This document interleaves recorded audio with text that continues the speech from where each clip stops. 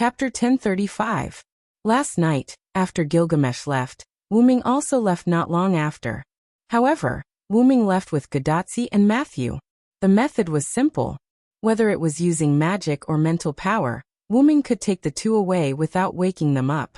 After returning to the Chaldean embassy, Wuming saw Merlin, who was secretly eating at the table on the first floor. After chatting with Merlin for a while, Wuming took Gadatsi and Matthew upstairs. By the time the two of them had settled down, it was already the latter half of the night. Just as Wuming was about to leave to find a place to rest, Gadatsi's wristband rang. Hyunryong, no, the root dragon, I have something to talk to you about. Roman was someone who knew Wuming's true identity, and Wuming also knew Roman's true identity. And Roman came to Wuming so mysteriously at this time, and even addressed Wuming as the root dragon. It seemed that there was something big going on.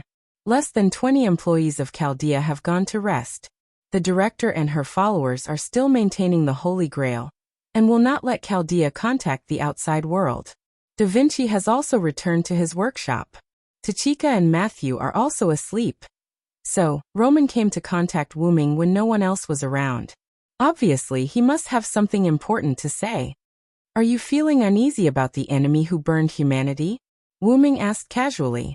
On Chaldea's side, Roman fell silent. It was obvious that he did not expect Wuming to tell the truth.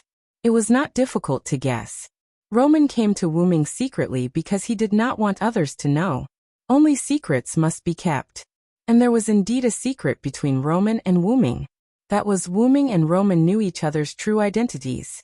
And this involved the mastermind behind the burning of humanity. After all, Gydia and Roman were inextricably linked. So Roman came to Wuming because of Gydia. No, to Roman it was because of the mastermind behind the scenes, the fake Solomon. After all, Wuming did not tell Roman that the fake Solomon was the tactic Gydia created by Solomon. I don't know why, but I keep feeling uneasy. I know you know the enemy's situation very well. Can you tell me? Roman did not know the details of the enemy. Wuming did not tell him, and he only saw a hint of danger before he gave up his power. However, I refuse. Wuming refused without thinking. Wait a minute, why? Even Roman could hear Wuming's perfunctory tone. The reason is simple. Wuming found a stool and sat on the bed where Gadatsi and Matthew were. He chatted with Gadatsi's wristband. Although it was a little strange to chat with someone who was sleeping soundly. Anyway, there was magic on Gadatsi and Matthew. He did not have to worry about waking up Gadatsi and Matthew. You're now a human, Roman Acheron. You're no longer any powerful existence. You don't have the ability to save everything. You've been like this since you became a human. You're just an ordinary medical staff. Wuming did not know if Roman had a trump card. Even if he did, it was uncertain whether it would be effective against Gydia, who had the black soil. And there was one more thing. Roman was a human at the moment. And he was a human who was not as good as Gadatsi. The matter of defeating the mastermind behind the scenes was not his responsibility. He was qualified to take back the future of mankind as a human. However, he could only do it as a human. As a human, he did not have the power to do it. This was the price he had to pay for giving up all his power to become a human. Even if he had seen the crisis of mankind on the eve of giving up his power. In a sense, this was what he deserved. If it's you, you should understand one thing. Everyone has to admit the consequences of their decisions, whether the consequences are good or bad. So, you just have to be an honest medical staff. Roman, who heard this sentence, was sitting on a special sofa in Chaldea. He pressed one hand on the other hand as if he was touching something under the glove. Roman's expression was a little lonely. But, that's enough from you, once King Solomon. Wuming instantly interrupted Roman's words, and also revealed Roman's true identity. That's right, Roman was King Solomon. He was the follower of the former director, Maris Billy Animusphia, who participated in the Winterwood Holy Grail War 10 years ago. After winning the Holy Grail War, he became an ordinary human by making a wish. On the eve of losing all his power and becoming a human, he used his clairvoyance to see the burning of humanity. However, because he was powerless, he could only desperately learn in an attempt to use the identity of a human to save the future. That was why he, the real one, thought that the guy who called himself Solomon was a fake. He was also almost suspected by Gadotsi and the others because he helped Solomon to explain. You want to be an ordinary person, and also want to save the world. How can there be such a good thing in the world? I'm afraid you're a little whimsical. Wu Ming mocked mercilessly. Moreover, this is the result of your own choice. You can't regret it. You have to face it, and admit it. Don't worry about it, and don't try to stop it. You have to know that if the sky falls, there are tall people to hold it up, and you're just an ordinary human now. After that, Roman's rather weak voice came from Gadotsi's bracelet. Know that. Didn't I say that if the sky falls, there are tall people to hold it up? What are you, an ordinary human, worrying about? Roman was frightened by Wu Ming's reprimand and didn't dare to speak. Wu Ming picked his ears as if he was bored. He spoke as if he made the final decision for Roman. In short, your mission is to help Tachika save humanity, heal Matthew's broken body, assist Olga Marie in managing Chaldea, and leave the rest to me. After all, Wu Ming was partly responsible for Gidea's mutation. He couldn't leave the black mud alone. He also had to take responsibility for what the black mud caused.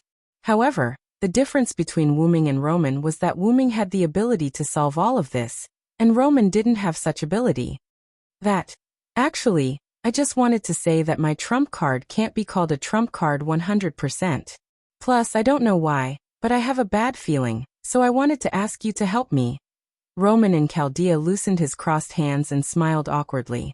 Wu Ming, who was in a different time and space from Roman, narrowed his eyes helplessly. He looked like a dead fish. If I knew you were so open-minded, I wouldn't have wasted so much time talking to you. That was the meaning in Wu Ming's eyes. Therefore, Wu Ming with dead fish eyes found a corner and sat up, no longer paying attention to Roman.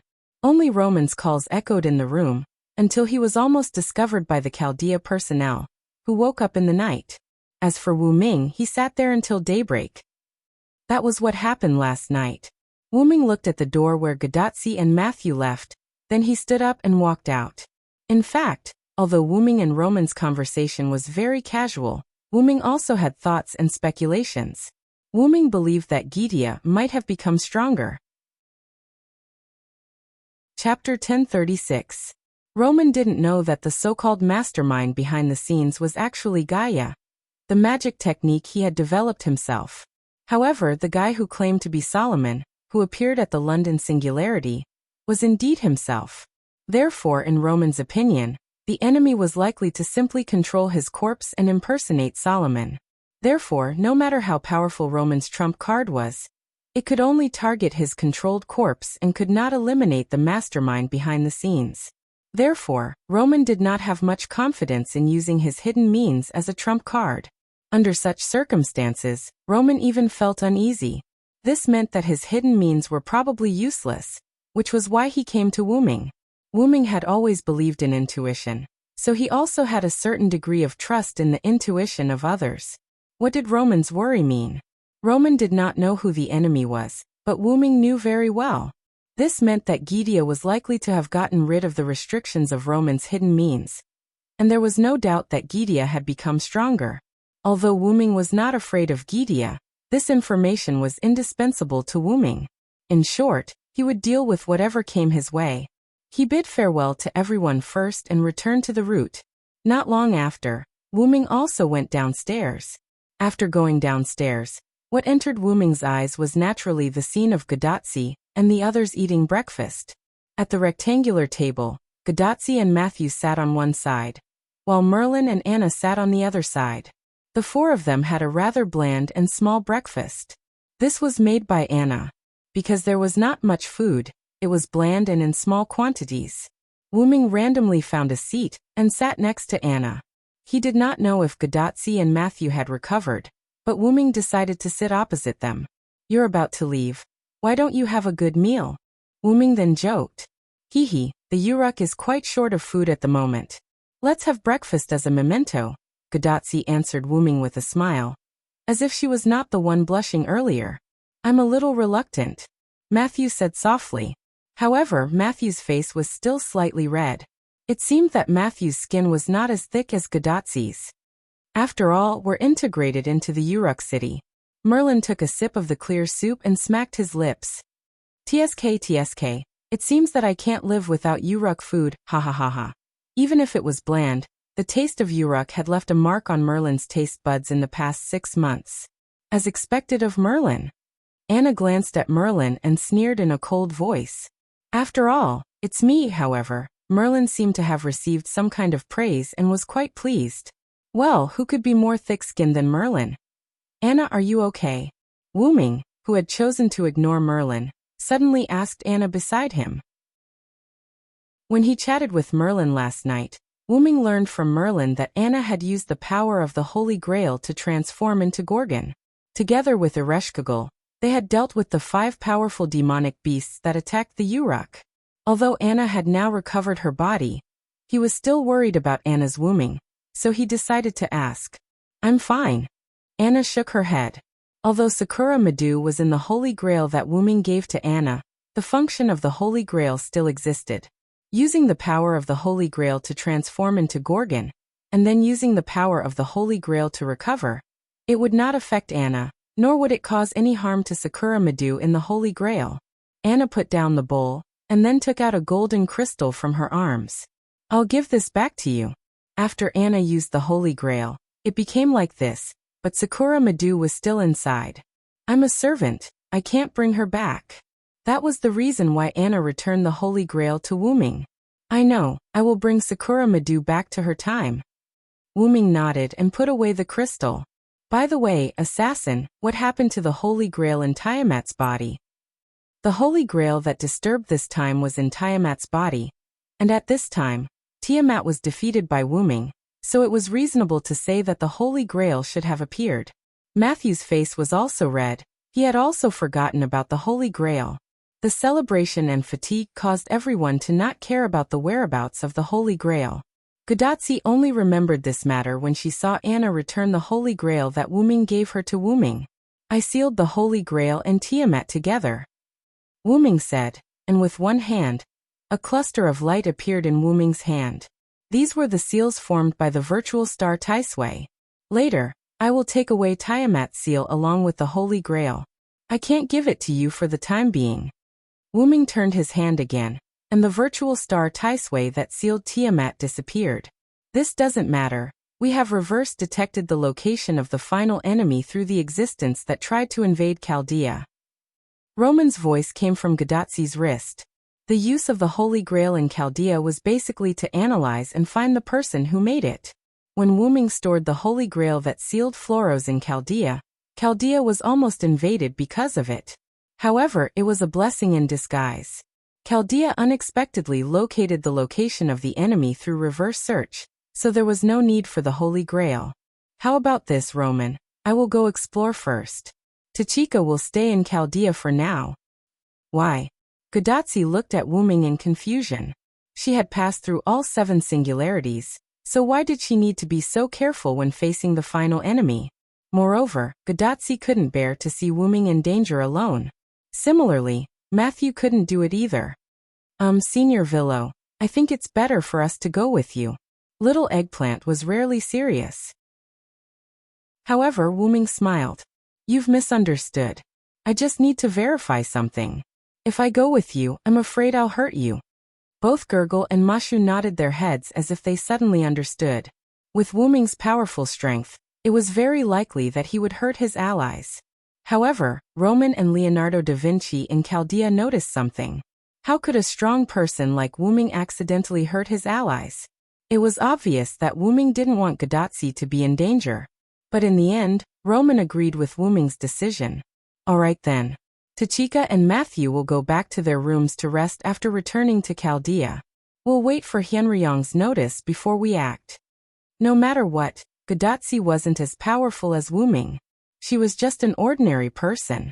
If something happened to her, it would be over. Wuming nodded.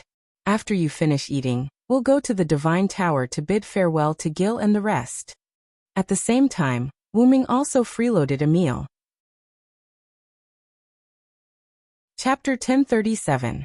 At the bottom of the tower, Wuming, Gudatsi, Matthew, Merlin, Anna, Mayu and Ereshkigal came together. The reason why Mayu and Ereshkigal came with Wuming and the others was that when everyone was in the middle of breakfast, Mayu came to the Chaldean embassy with an embarrassed look on her face. Mayu just came to Wuming, and the reason why she took Ereshkigal with her was to repay Ereshkigal for staying the night last night. She took Ereshkigal shopping with her. That's right, Wuming came back late last night, and when everyone finished the banquet, Mayu left with Ereshkigal. After knowing that Mayu was Wuming's sister, Ereshkigal was quite serious about building a small house for Mayu in the underworld. By the way, because Mayu was a servant at the moment, the underworld would not cause any harm to Mayu. Last night, Mayu and Ereshkigal slept in the underworld.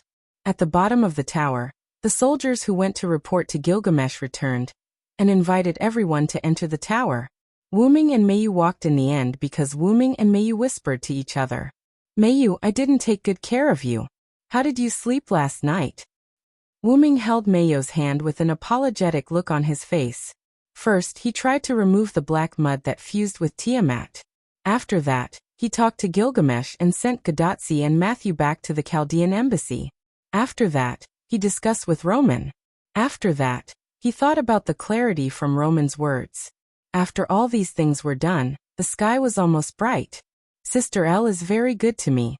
You don't have to worry about me, Brother Wuming, and I'm not an insensible child. Feeling the warmth of Wuming's palm, Mayu responded to Wuming with a warm smile, indicating that she understood him. Wuming couldn't help but sigh. He suddenly remembered Mayu's problem when he was eating. Fortunately, Mayu could find him by herself. However, it was still thanks to Ereshkigal. I have to thank her later, Wuming thought as he watched Ereshkigal's back. Ereshkigal, who noticed that someone was watching her, couldn't help but blush, and her body became stiff. Ereshkigal knew who was looking at her. Only Wuming and Mayu were behind her. It was not intentional. As if it was a coincidence, Gadotsi, Matthew, Anna, and Merlin took the lead, and Wuming and Mayu deliberately stayed behind, so Ereshkigal could only be in this position. Thank you for taking care of Mayu. Wuming, who walked quickly to Ereshkigal's side, thanked her. As for this name, it was a simplification of Ereshkigal. After all, Ereshkigal was a bit too long. No, it's nothing. Ereshkigal talked about her hair, and waved her hand generously. Of course, it would be better if she didn't speak so nervously. You now have my divinity. The underworld can no longer restrict you. For the next period of time, you can live well on this land. This was both Wuming's gratitude to Ereshkigal and Wuming's sympathy for Ereshkigal's past. Yes, you are leaving soon. Ereshkigal, who was originally nervous, suddenly became lonely. This was the tragedy brought about by time travel. The two sides were not of the same era, and they had to be separated in the end. Humans basically prohibited or restricted the technology of time travel. This was also one of the reasons. Ereshkigal sped up and distanced herself from Wuming and Mayu. Brother Wuming, can't we meet Sister L again? At this moment, Mayu also seemed a little unhappy. Children were very emotional, especially little girls. Although Mayu had experienced life and death, it did not mean that she had adapted to it. On the contrary, Mayu was more sensitive to such things. In addition, Ereshkigal's temper and personality were very suitable for Mayu's liking. Mayu was familiar with her face, so the two got along well in this short time. For Mayu's question, Wuming smiled casually. How is it possible? When everything is solved, we can come to see your sister L again. We can even bring her to live in the modern world. For humans, time travel was a dangerous function that needed to be restricted or prohibited, but for Wuming, it was something that could be done casually. Really? That's great, Brother Wuming. Mayu recovered again. Seeing Mayu become emotional, Wuming touched Mayu's head with some emotion. You have changed a lot during the time I was not around you. It seems that the contact with Ilya and others has made Mayu grow stronger. Really? Mayu herself was unaware of it. You are cuter than before, after Wuming said jokingly. He directly picked up Mayu and put her on his shoulder. Later, in Mayu's shy exclamation, Wuming dragged Mayu, who was riding on his neck, and followed most of the people in front. God's Tower, between the thrones, where Gilgamesh dealt with government affairs. At this moment, the servants and gods gathered together. and unrelated people such as soldiers were ordered to leave the room by Gilgamesh. Gilgamesh put down the clay tablet in his hand and looked at the people gathered below with a smile on his face. By the way, at this time, Wuming had put Mayu down from his shoulder. Is it finally time to say goodbye, everyone? Gilgamesh first glanced at the servants he summoned, and now only Nuwakamaru, Zhuge Kongming, Leonidas I, and Merlin were left.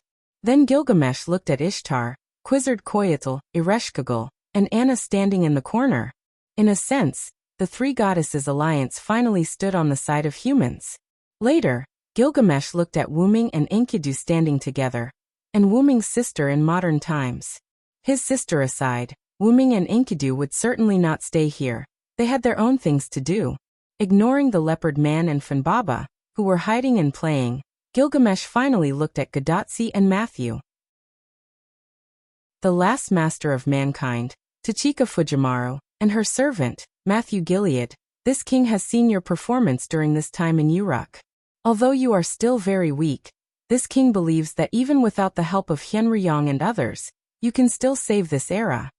Gilgamesh's praise made Gadotsi and Matthew quite happy. After such a long time of contact and communication, Gadotsi and Matthew were no longer afraid of Gilgamesh. They now sincerely admired this most ancient king. King Gilgamesh, thank you and everyone for taking care of us during this time. We will not forget you. This was a farewell.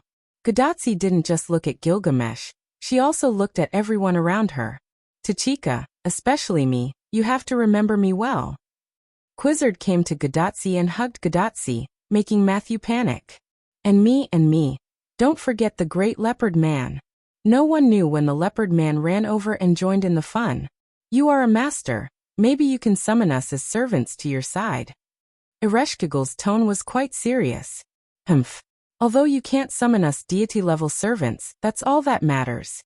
Ishtar said mercilessly with his arms crossed. Goodbye everyone. Anna's farewell was quite concise. In Anna's view, even if a human master couldn't summon god-level servants, there was still a chance to meet them. Lord Fujimaru, you can try to summon me next time. I will kill all your enemies for you.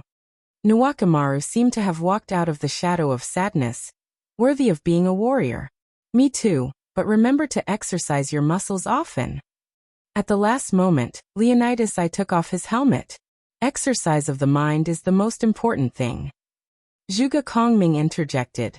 However, as Ryder said, we are not god-level servants. You can try to use the fate left by your contact with us during this period of time to summon us. Zhuge Kongming took out a cigar from his pocket and lit it. I know everyone. In short, I will try to summon you. Gadotsi said after getting rid of her big sister's hug. By the way, since this era is safe, will the servants stay? Matthew thought about it. When Hyenryong takes Tiamat and the Holy Grail away, the servants will disappear one after another. At most, only the god-level servants will be able to hold on for a while. Merlin explained. In the end, Wuming also walked in front of Gadotsi and Matthew. Listen to Roman first. When you return to Chaldea, go to your personal room and rest. When I need you, I will use my means to inform Chaldea. I look forward to fighting side by side with you next time, Tachika Matthew. Finally, after Enkidu also said goodbye to Gadotsi and Matthew, Gilgamesh spoke again. In this era, the Mesopotamia of BC has been saved by Chaldea. Now this king orders you to leave here, go to the last singularity, and destroy the final enemy. Roman, who was in Chaldea, heard Gilgamesh's last call. After responding, he immediately began to transfer Gadotsi and Matthew's ray shift. Tachika Matthew, the ray shift has begun. Get ready. Yes, doctor. In the next second, the two's body began to glow blue particles of light. Fufu suddenly ran out from the corner when the two were about to leave, followed by Funbaba, who was interested in Fufu. After that, Fufu jumped into Matthew's arms. Fufu. Matthew almost forgot about Fufu. Where did Fufu go? Gadotsi lamented Fufu's powerful hide-and-seek ability. Everyone goodbye. Gadotsi waved to everyone, and Gadotsi, Matthew, and Fufu turned into blue particles and dissipated. After witnessing Gadotsi and Matthew's ray shift, Wuming looked at Enkidu and Mayu, who were hugging Fimbaba. We should also go.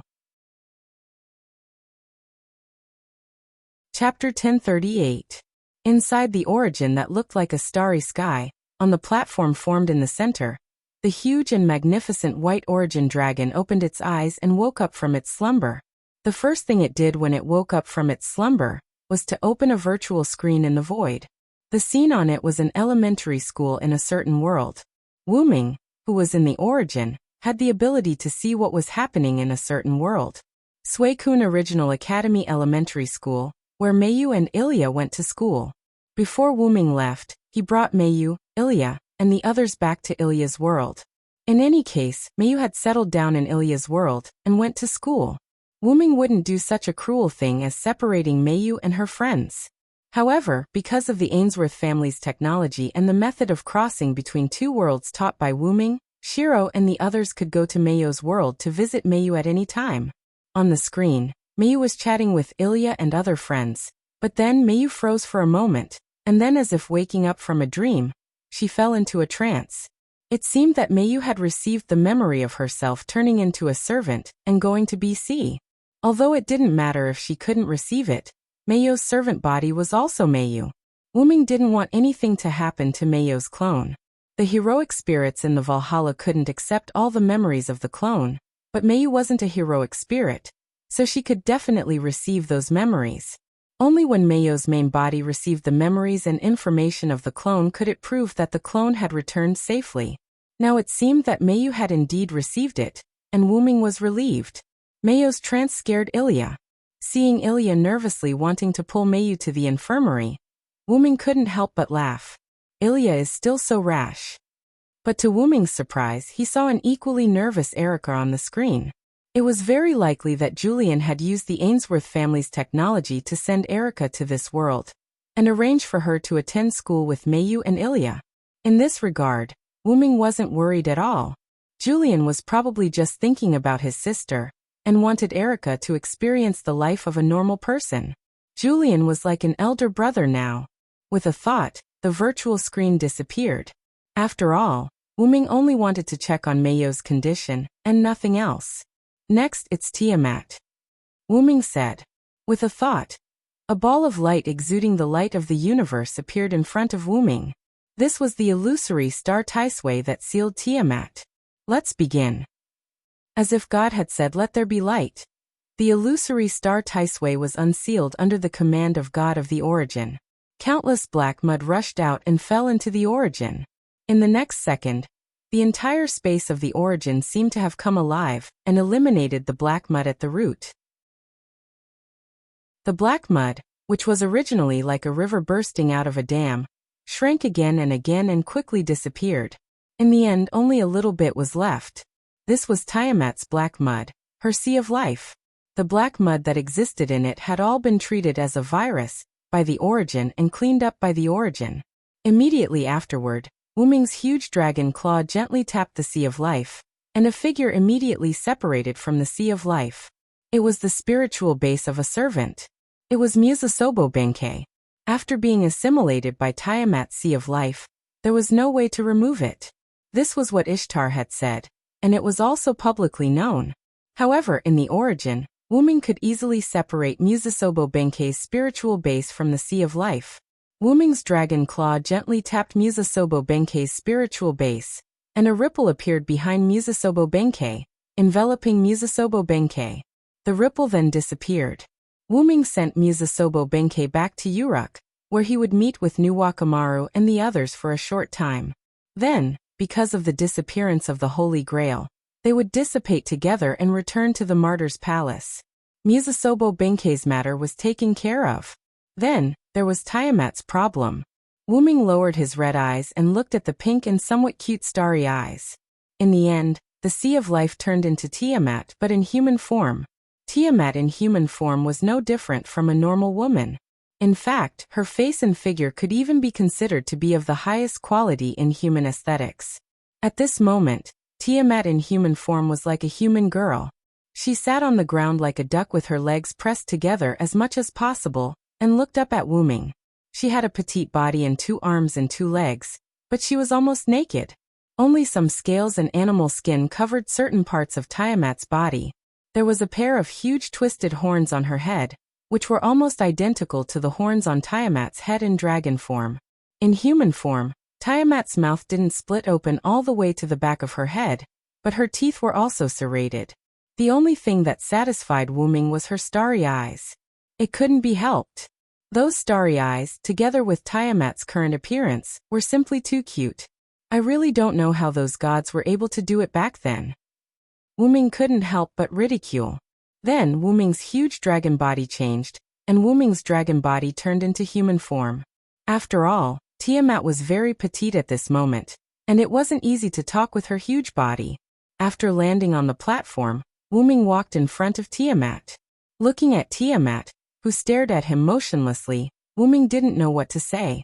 He simply sat down facing Tiamat, crossed his arms and thought silently. If he sent her back, as a human evil, she would definitely be destroyed in the end.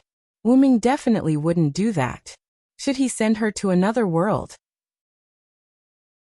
If it was another world, he didn't know if Tiamat's human evil ability would still work. Let's give it a try. If it didn't work, he would take her back and think about it at length. However, just as Wuming was thinking, Tiamat moved.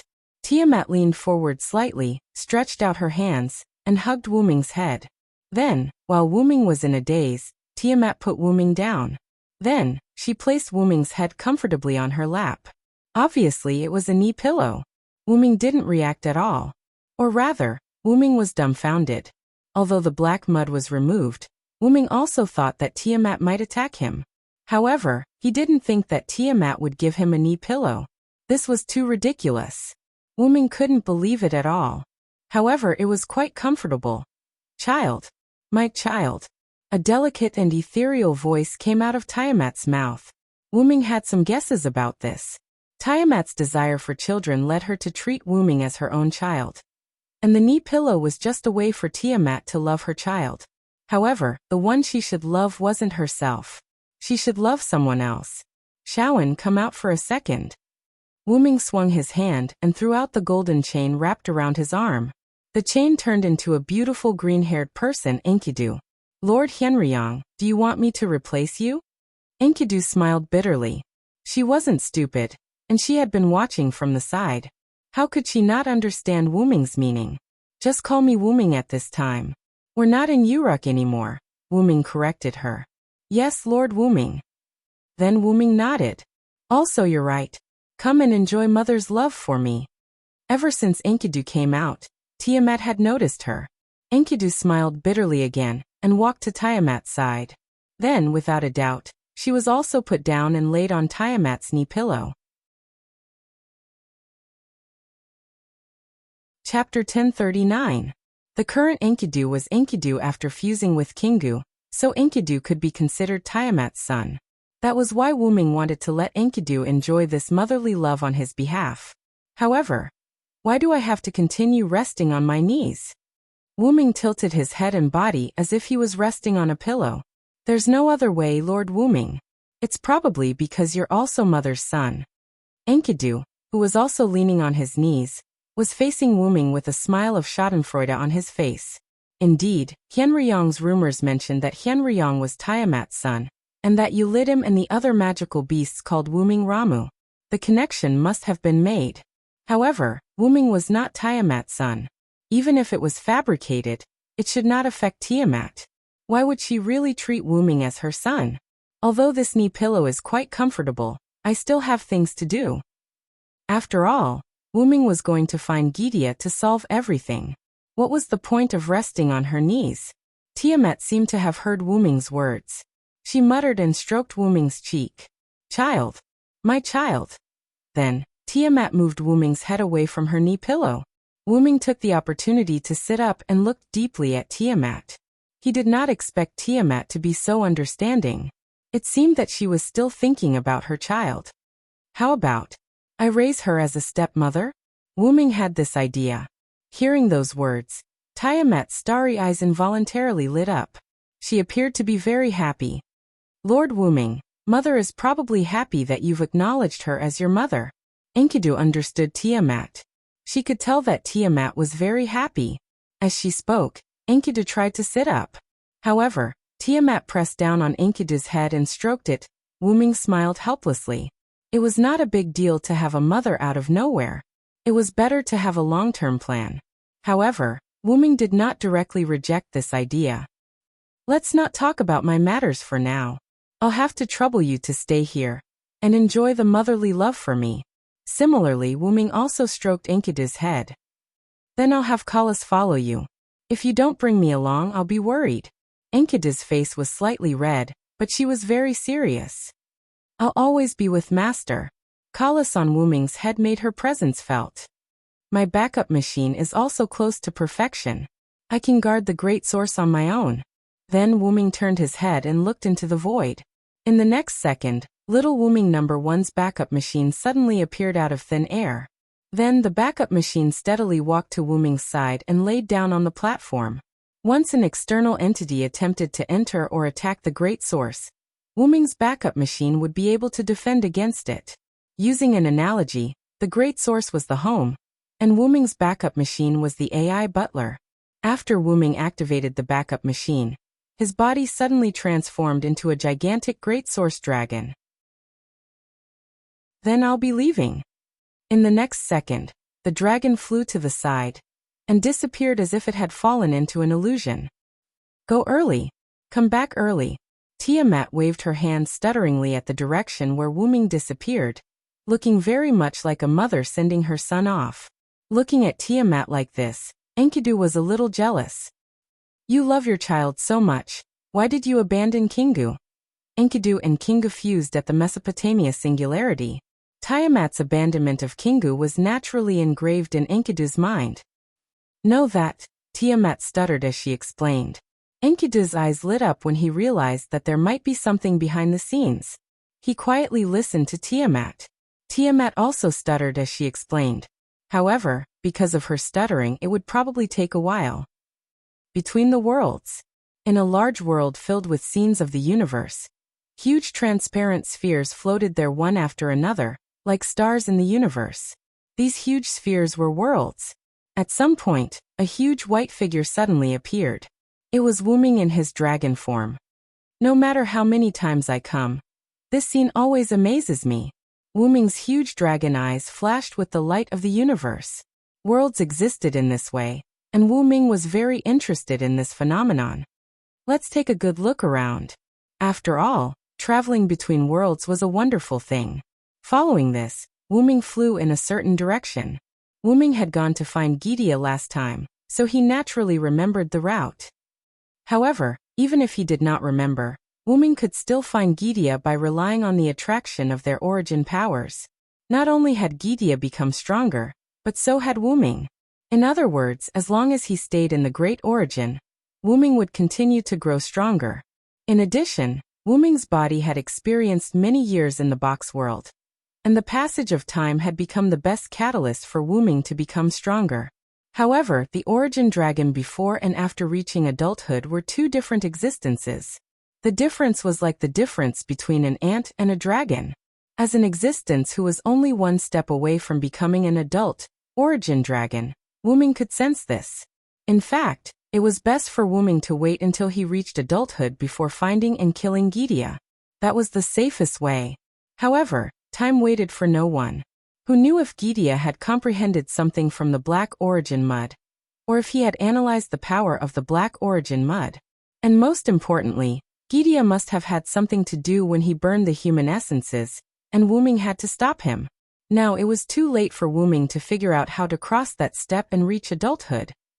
As mentioned before, the adulthood of the origin dragon wasn't something that could be achieved with time alone.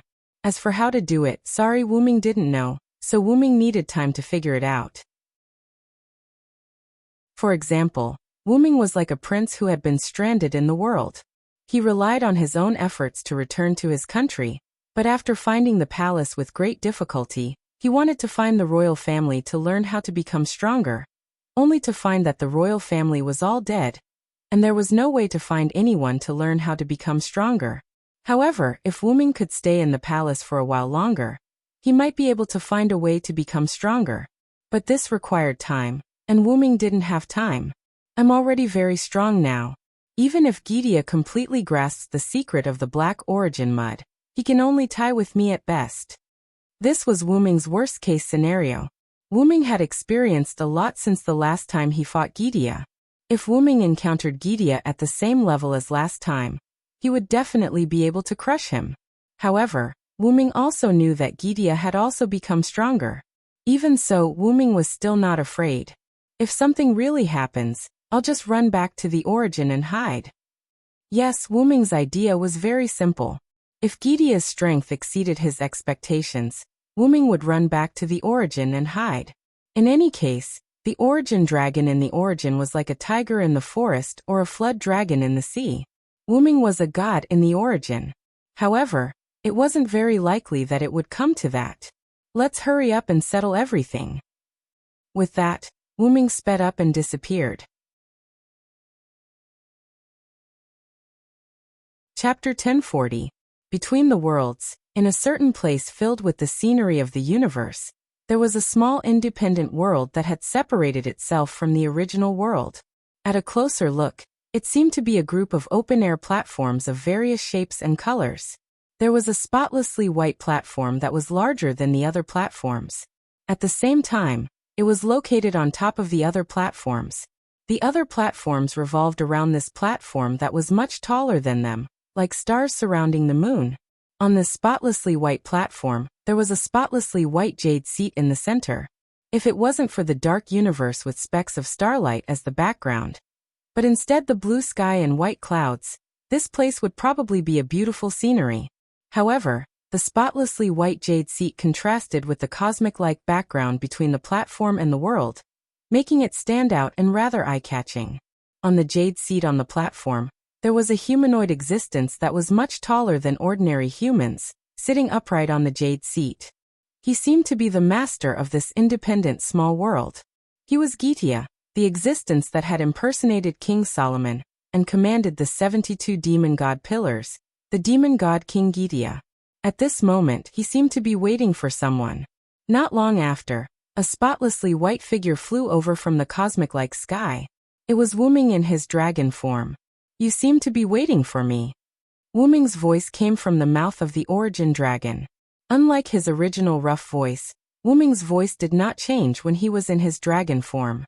Because I knew you would come looking for me. Gidia's voice was as rough as ever. Then do you know that today is the day you die, Gidia? Wuming opened his huge dragon mouth, gathering white flames that contained the power of origin. Then he instantly shot it out. This was a killing move filled with power. Rumble. The sound of something huge moving was heard. Countless vines appeared out of nowhere, forming a net that blocked Wuming's flames of origin. The net could not withstand the burning of the fire of origin. In an instant, the vines that made up the net were broken and burned to ashes. However, in the next second, new vines would appear to fill in the gaps in the net. Only then was Wuming's origin flame blocked. However, upon closer inspection, it wasn't vines that formed the net. Instead, it was pillars of flesh that were covered in eyes. These pillars were the 72 demon god pillars. No, they should be called the 71 demon god pillars now. After all, the concept of Floros was sealed in the Holy Grail by Wuming and given to Chaldea for safekeeping. However, even if one of the 72 demon god pillars was missing, it didn't matter. The concept of 72 demon god pillars, as a whole, could still be maintained. Therefore, these pillars would never be destroyed, and the only way was to get rid of Gidia. Even if Wuming's origin flame could burn these pillars of flesh, they were indestructible and could be said to be infinite. The net formed by them was not easy to break through, so there was not much point in continuing like this. As a result, Wuming stopped spewing fire. You have always been so impatient, Origin Dragon. It was unknown what had happened to Gaia, but she was calmer than before. Her strength had also increased. Just the fact that his command blocked Wuming's attack was enough to prove this. If Gidia in the past was a stray hyena in the wilderness, then Gidia was now a lone tiger in the forest. Looks like you really obtained something from the black origin soil. Wuming's huge dragon eyes flashed with an expression of as expected. Actually, it's all thanks to you. Gidia was still sitting on his jade throne, looking rather calm. I originally wanted to detonate all the black origin soil I summoned to blow you to smithereens. But I didn't expect the power to affect me as well. Sure enough, Gidia was the same as Wuming at that time, heavily injured by the black origin soil. However, the damage caused by the black origin soil became a catalyst for me, allowing me to successfully obtain the power of the origin. After Gidia finished speaking, a huge amount of magic power rushed out of Gidia's body. This magic power contained a large amount of origin power, which was exactly the same as Wuming's. So what? At best, Gidia stood at the same height as Wuming. In other words, Wuming was the orthodox, while Gidia was the heretic. However, Gidia did not care about Wuming's disdain. Instead, he changed the topic. Do you know why I wanted to burn human reason? Wuming naturally did not know. Humans are ugly, cruel, bloodthirsty, and full of evil. Gidia began to criticize humans.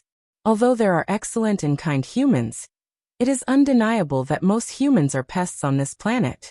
They are trash, a danger that must be eliminated. Gidia was a little agitated. He even stood up and spread his hands. I want to destroy humans, destroy human history, destroy the proof and records of human existence, and destroy these existences that make me feel disgusted. If that was the case, it was obvious that Gidia had done it. Human history had been burned. If it was not for the influence of Chaldea's magnetic field, humans would have gone extinct. However, this planet will give birth to humans again no matter what. This was something that could not be violated. This was something that would inevitably happen. At most, the next batch of humans and this batch of humans would have some differences, but they would be the same in essence. They would be ugly, cruel, and bloodthirsty. Therefore, I want to use the entire human history that I have burned as fuel to help me return to the past, reshape the species that ruled this planet, and change everything from the root. This was the truth of the burning of human reason. Wuming snorted at this. Are you trying to say that you're great? Wuming had encountered quite a few of these self-righteous fellows. Shiro Amakusa, Shirjun was one of them. They only thought that humans needed to be saved and changed, so they began to act. They did not care about the sacrifices that would be made in the process, or how many people would be sacrificed. It could only be said that these people had good intentions, but their methods were wrong. No one could dictate the fate of others. Not humans, not gods, not Gidia, not Wuming. However, Wuming also knew that these people could not be changed with mere words. Only fists could stop them. As for how to change their minds, that was not something that Wuming could care about. In any case, Wuming was not prepared to let them live. Gidia had already grasped the black soil and obtained the power of the origin. Any existence with the black soil would view Wuming as a mortal enemy. Wuming did not know if Gidia could be saved in this situation. As such, there was only one answer left, and that was to completely kill them. At the same time, Gidia was thinking the same thing. This was because Gidia knew about the existence of the origin. Chapter 1041. Gidia was powerless to change all of this, which was why he wanted to burn human principles and use the energy obtained from burning human principles as a driving force to help Gidia return to the past and reshape humanity from its roots. Unexpectedly, Gidia obtained the black origin soil, and also unexpectedly grasped the power of origin. If he could control the origin, it would be much more reliable than going back to the past to change humanity from its roots. In addition, the existence of the black origin soil would have an indelible hostility towards Wuming. So Gidia could take advantage of the situation to get rid of Wuming and replace him to take control of the origin. And Gidia also had the same idea. Therefore, after Gaia had obtained the power of origin, it did not allow the mantras to recover. Gaia still retained the energy of the mantras after being burned, because it wanted to use it as a weapon to destroy Wuming's weapon. Ha ha ha ha, great. That's my duty. I'm not great. Gaia laughed. I am the product of the collective consciousness of the 72 demon god pillars. I am the evil of humanity standing on the opposite side of humanity. I am the number one beast, I who holds the principle of compassion. I am Gidia who burns human principles, Demon God King Gidea. Behind Gidea's jade throne, the demon god pillars gradually wrapped around it. Countless demon god pillars first withered like dehydration, then intertwined like the roots of an old tree, and finally formed a huge sphere that slowly rose. In the middle of the sphere, a red light appeared. It was filled with a huge amount of magic power, and this magic power was accompanied by a lot of origin power. Seeing this, Wuming felt a little uneasy. My duty is to burn human principles and reshape humanity. Everything I do is for this planet, for the world. And you will also become my fuel to help me reach the origin and save all the worlds. Along with Gidea's bold words, the red light in the middle of the tree behind Gidea suddenly expanded, and a purple ray that was magnified several times erupted at Wuming. Shoo! The sound of light shuttling between worlds was extremely ear-piercing. This light contained the power of origin, enough to destroy Wuming, and completely enveloped Wuming. Not long after, the light gradually weakened until it dissipated. The huge tree ball also entered a charging standby state. The ray that penetrated Wuming and shot into the distance also exploded, causing the entire world to shake. Many worlds were affected. In fact, a few transparent spheres that happened to be in the path of the light directly disappeared. At Wuming's original position, the spherical light film covered Wuming's body, preventing Wuming from suffering any damage. This was the defense created by Wuming's armor of debate, and it needed to be powered by origin energy, so the barrier was covered in origin energy. Only origin power could fight against origin power. This was the law. Therefore, Gidea was only standing at the same height as Wuming. However, Gidea's move was enough to surprise Wuming.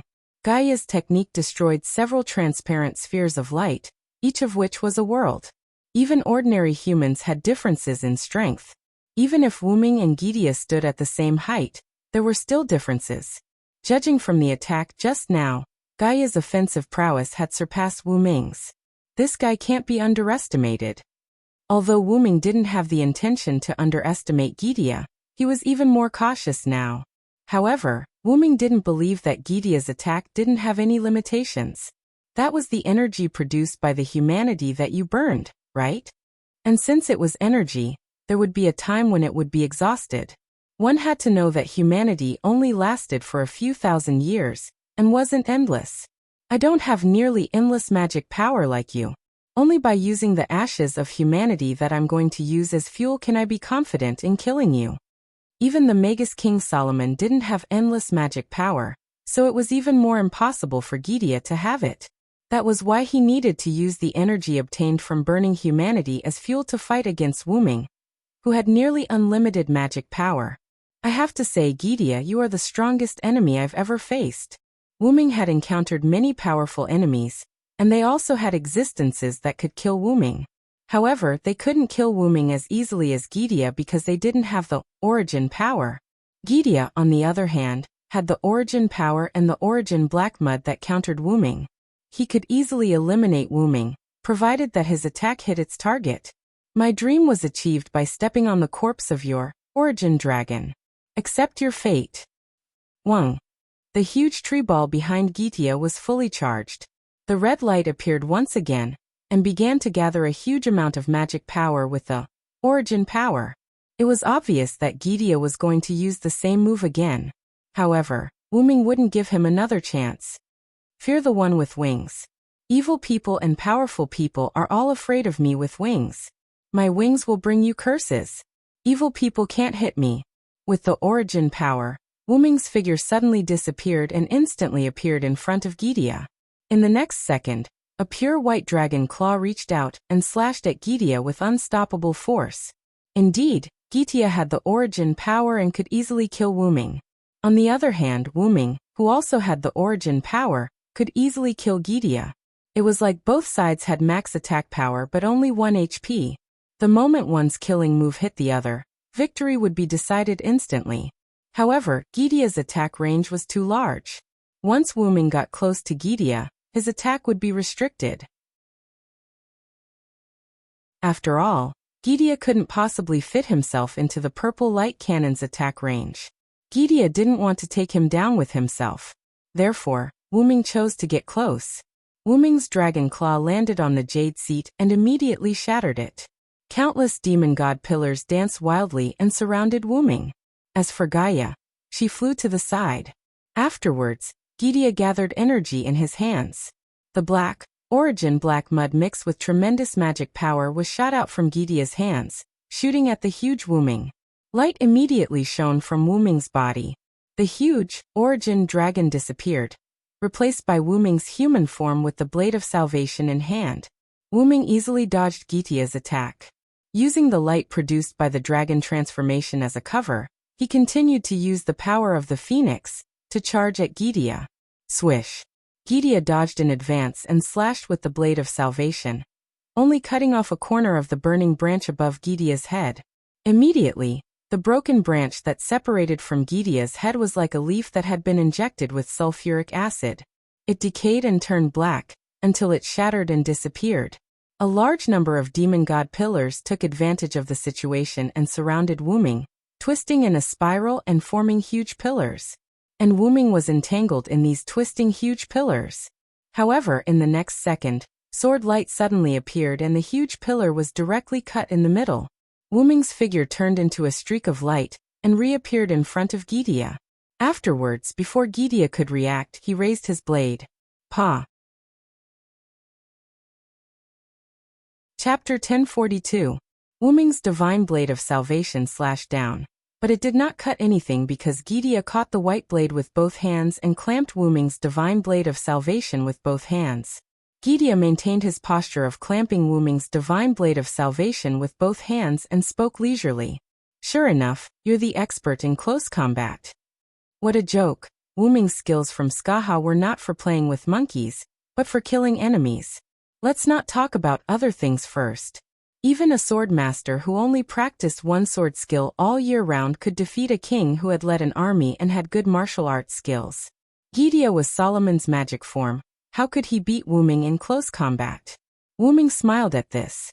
If you're not convinced, in an instant, Wuming held the divine blade of salvation with both hands and skillfully slid it out of Gydia's hands. Then accept your death obediently. The divine blade of salvation that slid out of Gydia's hands slashed down at Gydia from below. Shing. The black demon god's flesh pillar that blocked Gydia in time was cut in half. Gydia, on the other hand, retreated backward. In the next second, Gydia's humanoid cannon that he had long prepared was instantly launched. The purple ray once again engulfed Wuming's figure, who did not have time to activate the phoenix incarnation. However, immediately after, the spirit of speech that contained the power of origin came out of the purple light pillar. I am the strongest and the one who holds all victory in my hands. Whether it's human or demon. I'm the one who defeats all enemies' hostility. I will defeat any enemy who stands in my way. Puff! Like a fish rushing out of the sea, a burly golden giant rushed out of the purple light pillar. The burly giant seemed to be corroded, and its body was full of holes and incomplete. However, Wuming, who was in the middle of the giant's shadow, was unharmed.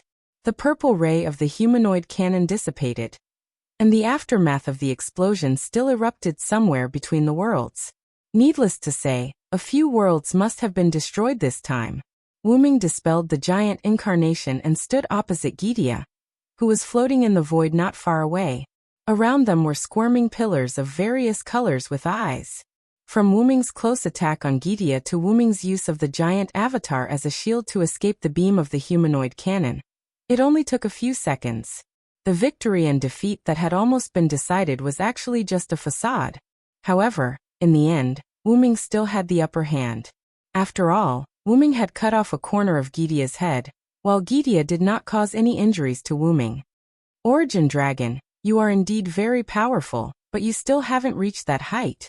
It seemed that Gydia had not only obtained origin power from the black origin mud, but also some information about the origin dragon.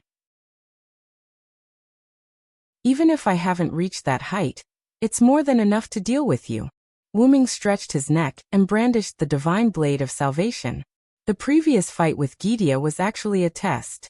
Wuming did not have many moves, except for close combat martial arts and the divine blade of salvation. Magic and magic were barely enough to resist Gydia's humanoid cannon, but other than that, Wuming still had 12 avatars. By seizing the authority of multiple gods and adapting to Wuming's own authority, the 12 avatars of the 12 authority gods killer were quite powerful. Each avatar of the authority was not weaker than the authority of the other gods layers, and it was considered a first-class move in other worlds. Now, not to mention using all 12 avatars at once, using multiple avatars at once was a piece of cake for the current Wuming. This could be considered one of Wuming's trump cards. Gidia was obviously not as good as Wuming in close combat. The reason why he dared to attack Wuming even after knowing Wuming's identity and strength was entirely because of the black origin mud and the origin power that Gidia had obtained from it. The test is over. Let's officially begin. Wuming raised the divine blade of salvation, and at the tip of the sword, the light of the sun shone in this cosmic-like world. Wuming was ready for a big wave. However, Gidia seemed to have a stroke and laughed for some reason. Ha ha ha ha ha ha dash. Wuming ignored Gidia's laughter and instantly condensed a sun at the tip of the divine blade of salvation. However, at this moment, the demon god pillar beside Gidia wriggled, and then something was presented in front of Gidia by the demon god pillar, as if it was presenting a treasure. It was a building wrapped in a transparent ball of light, and it was still snowing heavily inside, as if it was a Christmas crystal ball. However, Wuming recognized this thing. This was Chaldea, a human security organization located on a snowy mountain a few thousand meters above sea level. It was also where Gadotsi, Matthew, Roman, and Olga Marie were currently located. I see. Wuming directly dispersed the sun at the tip of the sword. When you transformed your jade throne into a small world, and left the world of the type moon, did you bring Chaldea with you? Did Flawless help you locate it?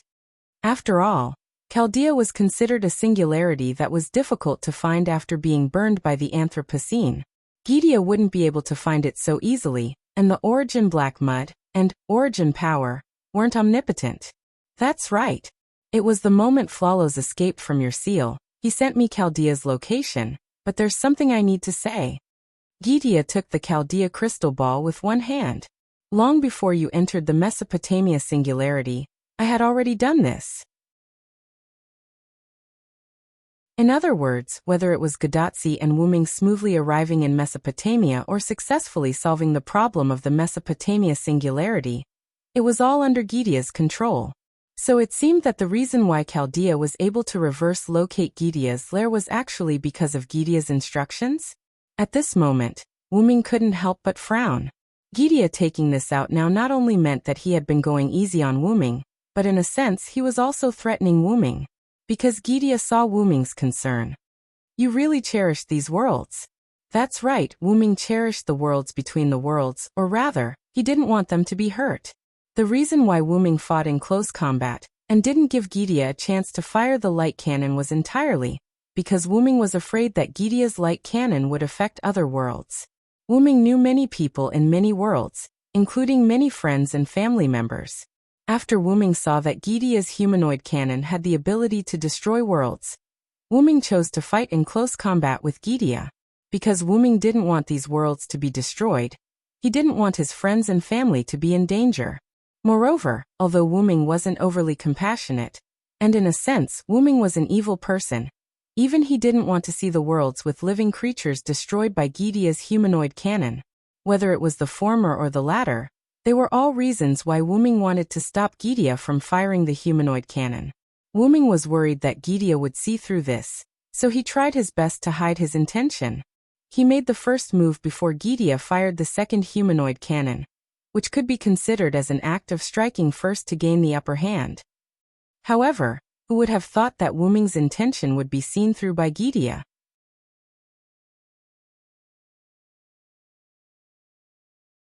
Chapter 1043. Are you trying to threaten me? Wuming went straight to the point. No matter what, Gaia was still a respectable figure. How could she do something so despicable as to threaten him? However, Gaia was kind enough to explain the situation. Why would I? I'm just telling you that Chaldea is under my protection. You don't have to worry about Chaldea being affected by our battle.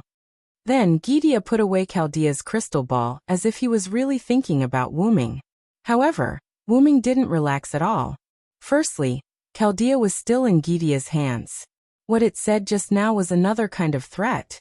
Secondly, other than the worlds that Wuming was unfamiliar with, there were many worlds that Wuming cared about that were still in between. In other words, once Gidea's artificial cannon was activated, there was a chance that it would affect those worlds. And Gidea said this because he wanted to get information from Wuming. In short, Gidea's artificial cannon had to be stopped. Otherwise, he would have to take it all on and not let the aftermath of the artificial cannon affect those worlds. All evildoers, be afraid of my power. I am the strongest, and I hold all victory in my hands. I will deny the sky, deny the earth. Make a pact with me, listen to my call, and obey my command. Thou hast violated the contract and brought evil to the world. Bestow the torrential flood upon me. Let out a dazzling radiance and grant me divine power. Evildoers can't hit me. Wuming chanted the words of the 8 incarnations in one breath. Moreover, he condensed the 8 words into one sentence, forming a short version of each incarnation's spirit. Although it sounded a little out of place, the effect wasn't bad at all. A huge dark purple draconic shadow appeared around Wuming. A huge white and pure black divine blade of salvation appeared in the hands of the huge draconic shadow. Black clouds appeared above the huge draconic shadow and kept spreading to the surroundings. In this cosmic-like place, there was a storm, lightning, and thunder, and the seawater had already surrounded the entire Temple of Time. This is a new world. Gidea was surprised. Dark clouds covered the sky, and the sea surged under Gidea's feet. There was no end to the clouds and no end to the sea. The storm with lightning and thunder fell suddenly, and the sea surged violently, crashing into the Temple of Time. Gidea could sense that his Temple of Time and the demon god pillars had arrived in a new world. Without a doubt, this was a new world created by Wuming's spirit of speech. This way, we won't have to worry about affecting the worlds in between. As soon as Wuming's words reached Gidea's ears, Wuming appeared in front of Gidea with the divine blade of salvation in his hand. The huge sword shadow of the divine blade of salvation slashed down at Gidea. Clang! Gidea blocked the attack. Gidea crossed his hands and clenched them into fists, and the sword shadow of the divine blade of salvation slashed at his fists. Upon closer inspection, it wasn't the fist that blocked Wuming's attack, but the ring on Gidea's finger. Although Gidea was a 3-meter-tall humanoid creature, his body was very different from a human's body. For example, Gidea's hands were enough to crush several people's heads at once. The 10 rings on his thick hands looked like brass knuckles. However, no matter how much they looked like brass knuckles, they were still just rings. Crack. Sure enough, there was a crack in one of the rings. Gidea suddenly exerted force and pushed Wuming's body away. As for the cracked ring on Gaia's finger, it shattered in an instant. Wuming, who knew Roman's identity, easily guessed what the 10 rings on Gidea's finger were. The broken one is a fake, right? Wuming wasn't in a hurry. Instead, he slowly chatted with Gidea. Gidea, who was suddenly attacked, wasn't angry. He followed Wuming's words and replied, "My king had 10 rings, but he only left 9 rings. One of them was missing, so I made one myself." The king that Gidea mentioned was King Solomon. As for the fake ring that Gaia had created, it was the one that had shattered earlier. But that's not important. We don't need a king anymore. I'm our king. In an instant, the man-made cannon that was already prepared at the back of the Jade Throne was launched. And the target was Wuming. However, Wuming didn't dodge this time. Because if he did, this temporary world that was hard to form would be destroyed by the cannon. Boom. Whoosh, whoosh, whoosh. Thunder rumbled, lightning flashed, thunder rumbled. Waves surged, wind howled, thunder, rain, and waves rushed toward the cannon that was fired at Wuming as if they were alive. The moment they came into contact, the thunder, rain, and waves were dyed with a layer of black destructive power. The two collided in an instant. A huge explosion occurred in this world. White light illuminated this world that only had sea and storm. Wuming had returned to the route without anyone noticing. On the central platform, Wuming landed in his human form. "Lord Wuming, why are you back?" After listening to Tiamat's explanation, Enkidu, who was still enjoying the pillow on his lap, instantly got up and came to Wuming's side. Tiamat didn't stop him. Instead, she sat aside obediently and didn't disturb him. There's a problem. I had my clone stall Gydia for a while. That's right. The clone that was fighting Gydia was Wuming's full strength. At that time, Wuming had used the simple spiritual language formed by the 8 clones: Dragon Seed, Giant, Storm, Annihilation, Flood, Thunder God, Phoenix, and Dependence. The ability of the Dependence clone was that when a clone was created, the clone would inherit 100% of the original's strength. In other words, the clone could still use the 12 powers. Wuming had also given the Divine Blade of Salvation to the clone. The Divine Blade of Salvation, which couldn't be duplicated, could be considered as a cover for the clone. The Thunder God clone, the Storm clone, and the Flood clone, combined with the power of the root, formed a simple and crude world. After that, Wuming used the Phoenix to escape from this world. At the same time, he had the clone use the Phoenix clone to ambush Gydia. Even Gydia wouldn't be able to tell that it was a clone that was fighting it. The reason Wuming didn't fight Gydia was mainly because it wasn't easy. Gaia not only hijacked Chaldea, but its artificial cannons can also destroy the worlds between the worlds at any time and anywhere. Victory or defeat aside, there would be heavy casualties in the end. That was why Wu Ming had his doppelganger fight Gaia for the time being, delaying as much as possible. That was why his doppelganger and Gaia had talked about the ring. Unfortunately, Gaia did not give the clones a chance to chat. After chatting for a while, she once again launched a sneak attack on Silence clones with the human logic cannon, and the battle began again.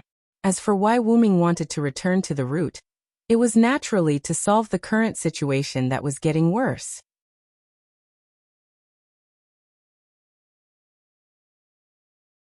Chapter 1044. Gydia had the humanoid cannon, and with its origin power, it could destroy any world in between with a single shot. Not only that, but it also had Chaldea as a hostage.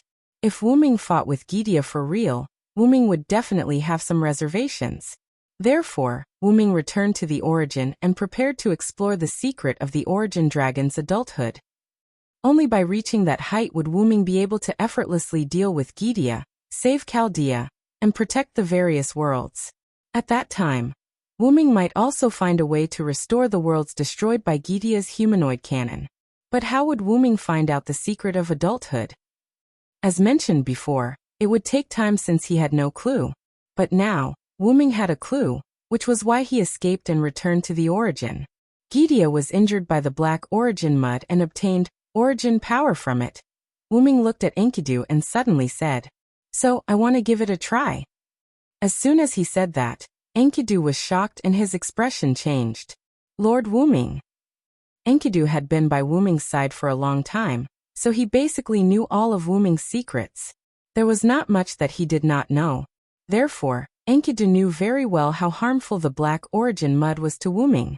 Most importantly, almost all of the black origin mud that wandered between worlds had been used by Gydia as bombs. There were so many of them that their power was unimaginable. Otherwise, Wuming would not have chosen to leave his body and transfer his consciousness to the backup machine. Since the black origin mud between worlds had been summoned by Gydia and caused an explosion, there was no more black origin mud between worlds. Only some worlds still had black origin mud. After wandering around for a long time, the origin black mud accidentally entered these worlds. Wuming had encountered black origin soil in quite a few worlds. The main body of Erica that Darius used was Pandora's box, which contained the origin black soil. When Wuming was fighting against the last king, Roman, in the Godslayer world, he had accidentally shattered the world barrier. If he had not stopped in time, the origin black soil surrounding the Godslayer world might have entered the Godslayer world. The black origin soil also existed in the Star Cup, and it had even given the Star Cup its own consciousness. The origin black mud had once existed in the root of the origin, and had almost stolen Wuming's home after Wuming's return. Although the origin black mud in the box court world was brought in by Wuming, it had also affected that world, and Azh-Dakaha had changed a lot because of it. In the Mesopotamia singularity, Tiamat had also fused with the origin black mud for some reason. Her authority, the Sea of Life, had also fused with the origin black mud. and Tiamat had also become extremely strange and powerful. However, after all that had been said, one thing was very clear, and that was that the origin black mud had all been eliminated. There was very little black origin mud in Pandora's box, and after being sealed for so many years, it had weakened. After fusing with Wyrm, it had luckily been eliminated by the immature Wyrm. The origin black mud that had almost entered the Godslayer world must have been eliminated in the explosion caused by Gydia. The origin black mud in the Star Cup had fused with the Star Cup's consciousness, and was finally eliminated by Wyrm. The origin black mud in the Big Origin had also been eliminated by Wyrm using the power of the Big Origin. In the Box Court world, the origin black mud had entered Az-Dakaha's body, and was eliminated by Wyrm in the end. Even Az-Dakaha's soul had perished, and his body had been transformed into an absolute evil spirit base by Wyrm.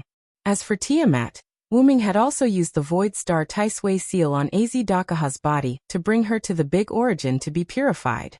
In the end, Wyrm even had a mother? In any case, all of this meant that the origin black mud that Wyrm had encountered or known about had all been eliminated, and not a trace was left. There was no origin black mud between worlds. Only in some worlds, there might be some origin black mud mixed in, but Wyrm did not have the time to look for it. Therefore, Enkidu's meaning was very clear. Not to mention the secret of using the origin black mud to trigger adulthood, there was not even a shadow of the origin black mud. But in the next second, Wyrm took out a ball of origin black mud. The ball of origin black mud, which had shrunk into a ball, appeared in Wyrm's hand as if it was afraid. It was as smooth and round as a black jade ball, and those who did not know would have thought it was a precious jade. Lord Wyrm, where did you get this? Enkidu looked at Wyrm in confusion and surprise. Kalas answered Enkidu. When Master was fighting with Gaia, he took the opportunity to take some. That's right. When Wyrm destroyed Gydia's jade throne, Gydia used the origin black mud to attack Wyrm when he dodged, and Wyrm grabbed a handful at that time. In fact, when Wyrm first heard that Gydia obtained his power from the origin black mud, he had planned to get some origin black mud from Gydia for research. After all, who knew if Wyrm would destroy Gydia in the end? To be safe, Wyrm collected some origin black mud in advance, and planned to test it out after killing Gydia. However, who would have thought that Gydia would add the threat of holding Chaldea hostage to the threat of the Anthropocene cannon? With no other choice, Wyrm, who changed his tactics at the last minute, chose to escape and let his doppelganger deal with Gydia, while Wyrm brought the origin black mud back to the origin to try and see if he could obtain the secret of coming of age. This idea was a little uncertain, but Wyrm was uncertain. As an old gambler, Wyrm was also gambling. Wyrm was not sure if the origin black mud could help Wyrm obtain the secret of coming of age. So Wyrm gambled on the good side, and came back to try. Wyrm had also been severely injured by the origin black mud together with Gydia, but Wyrm managed to separate his mind from his body in time, and went to the backup machine, so he did not know if the origin black mud had any effect on Wyrm's growth. However, the reason why Wyrm's body grew so quickly was probably not entirely because he stayed in the box garden world for a long time. The passage of time could indeed have an effect on the growth of the origin dragon, but the number of years needed was astronomical. Therefore, it was very likely that the origin black mud did have a promoting effect on Wyrm's growth. It was a pity that Wyrm had shifted his mind back then and did not experience the secrets brought by the origin black mud, nor did he know the changes the origin black mud had on Wyrm's body. Thinking about it carefully, Wyrm increasingly felt that the reason he was approaching the level of coming of age so quickly was very likely because he was severely injured by the origin black mud back then. Now Wyrm did not know whether to laugh or cry. If Wyrm's mind had not shifted to the backup machine back then, he might have beaten Gydia up by now. However, Wyrm didn't regret it. After all, if the events of a certain time in the past were to change, then everything that Wyrm experienced in the future would probably be completely different. Wyrm cherished all the people and things that he had encountered so far. So regret? That was impossible. Although the origin black mud was indeed terrifying to Wyrm, when he thought about the people and things that he had encountered so far, Wuming suddenly felt that the origin black mud was actually not that scary. Looking at the origin black mud floating in his hand, Wuming immediately made up his mind.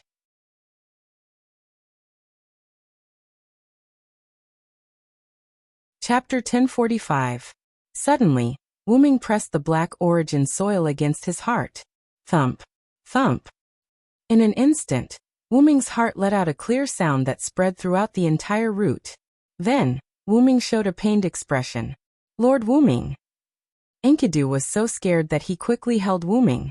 Lilin, I'm fine. Wuming's pained expression eased a little, and he no longer seemed to be in so much pain. However, this was only because Wuming didn't want Enki to worry.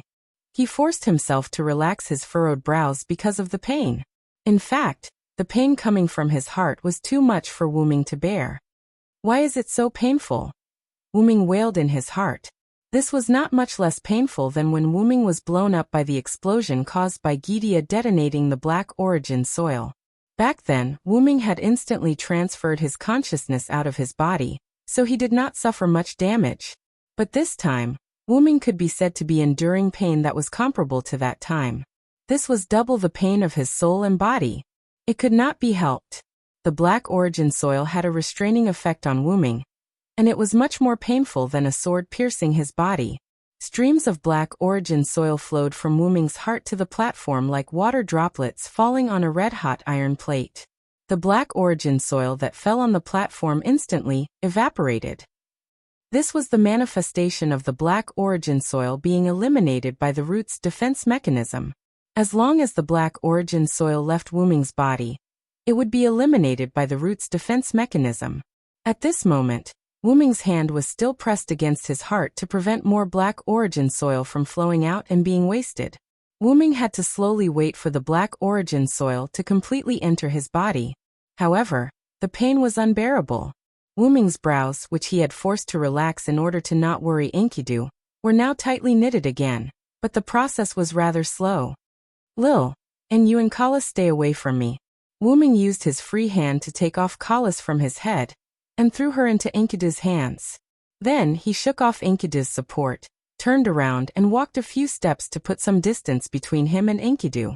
After turning around, his brows furrowed brows instantly, and his facial expression began to distort. It was clear how painful it was. Lord Wuming. Master. Both Enkidu and Kalas even wanted to catch up to Wuming's go. They knew that Wuming didn't want them to worry, and also didn't want them to be affected by the accident that might happen later. That was why Wuming told Enkidu and Kalas to stay away from him. However, Enkidu and Kalas wouldn't want to stay away from Wuming because of something like this. However, in the next second, a hand landed on Enkidu's shoulder. Enkidu, who was holding Kalas's head, was stunned and immediately turned around. It was Tiamat. Tiamat, who was originally sitting in a daze, stood up and walked behind Enkidu. When she saw Enkidu turn around to look at her, Tiamat let go of Enkidu's shoulder, then walked with her slender legs and slowly walked toward Wuming, who had his back facing them. Child. Son. Tiamat walked behind Wuming and slowly spoke. Although Tiamat still stuttered when she spoke, Tiamat had a beautiful voice. Her voice was extremely beautiful. When Wuming heard it, his furrowed brows relaxed a little. The pain only eased a little, and he didn't feel any change. Therefore, Wuming was still in pain. However, in the next second, the stumbling Wuming clearly felt someone pulling him.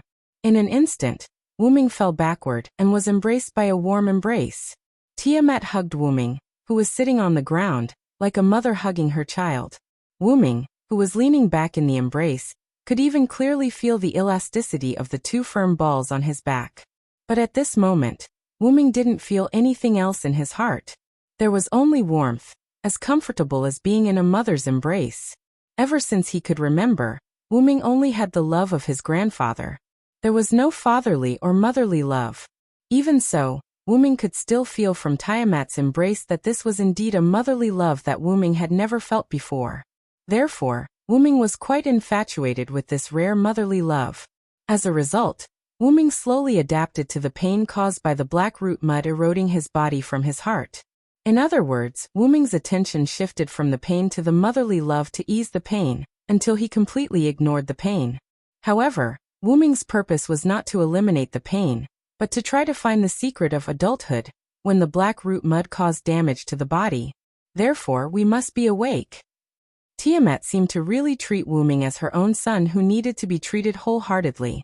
She even began to help Wuming achieve his goal. Tiamat, who was half kneeling behind Wuming, hugged Wuming tightly. She rested her chin on Wuming's head. Her pink starry eyes were filled with longing and love for Wuming. She opened her small mouth full of sharp teeth and slowly sang a song. This simple song was exactly the same as Tiamat's cry when she was at the Mesopotamian singularity. However, it was different from the aggressive song from before. This time, the song contained the great love of a mother, and was not aggressive at all. Wuming, who heard this song, felt as if he had been fed a hangover soup. Wuming, who was still indulging in motherly love, became extremely clear-headed at this moment. He also understood that Tiamat was helping him. First, she used her motherly love to remove the pain caused by the erosion of the black root mud. Then, she used her song to wake Wuming up at this moment. In this way, Wuming could concentrate on his research and explore his goal. Wuming's eyes were clear as he looked at Tiamat's slender arms that reached out from his shoulders and wrapped around his neck. He smiled. It seems that this mother is set on.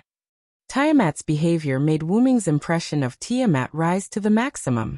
Previously, Wuming was still considering whether to deny Tiamat as his mother, but now it was confirmed. After that, Wuming closed his eyes. He had to hurry up and see if he made the right bet. Wuming focused his consciousness on his body, and saw the inside of his body. The black substance was spreading little by little from his heart to all parts of his body. The black substance was the black root mud that entered Wuming's body. Wuming's hand that was originally pressed on his heart had already been put down, because the black root mud knew that once it left his body, it would be eliminated. Therefore, it entered Wuming's body through his heart and spread at a speed visible to the naked eye, eroding Wuming's body. At this rate, Wuming's entire body would be occupied by the black root mud in a few minutes. Once the black root mud completely occupied Wuming's body, who knew what would happen? Wuming was willing to gamble because he had insurance. He would not put himself in mortal danger in the gamble. In the next second, a large amount of white substance appeared out of thin air in Wuming's body, and began to fight against the black substance. This white substance was the origin power.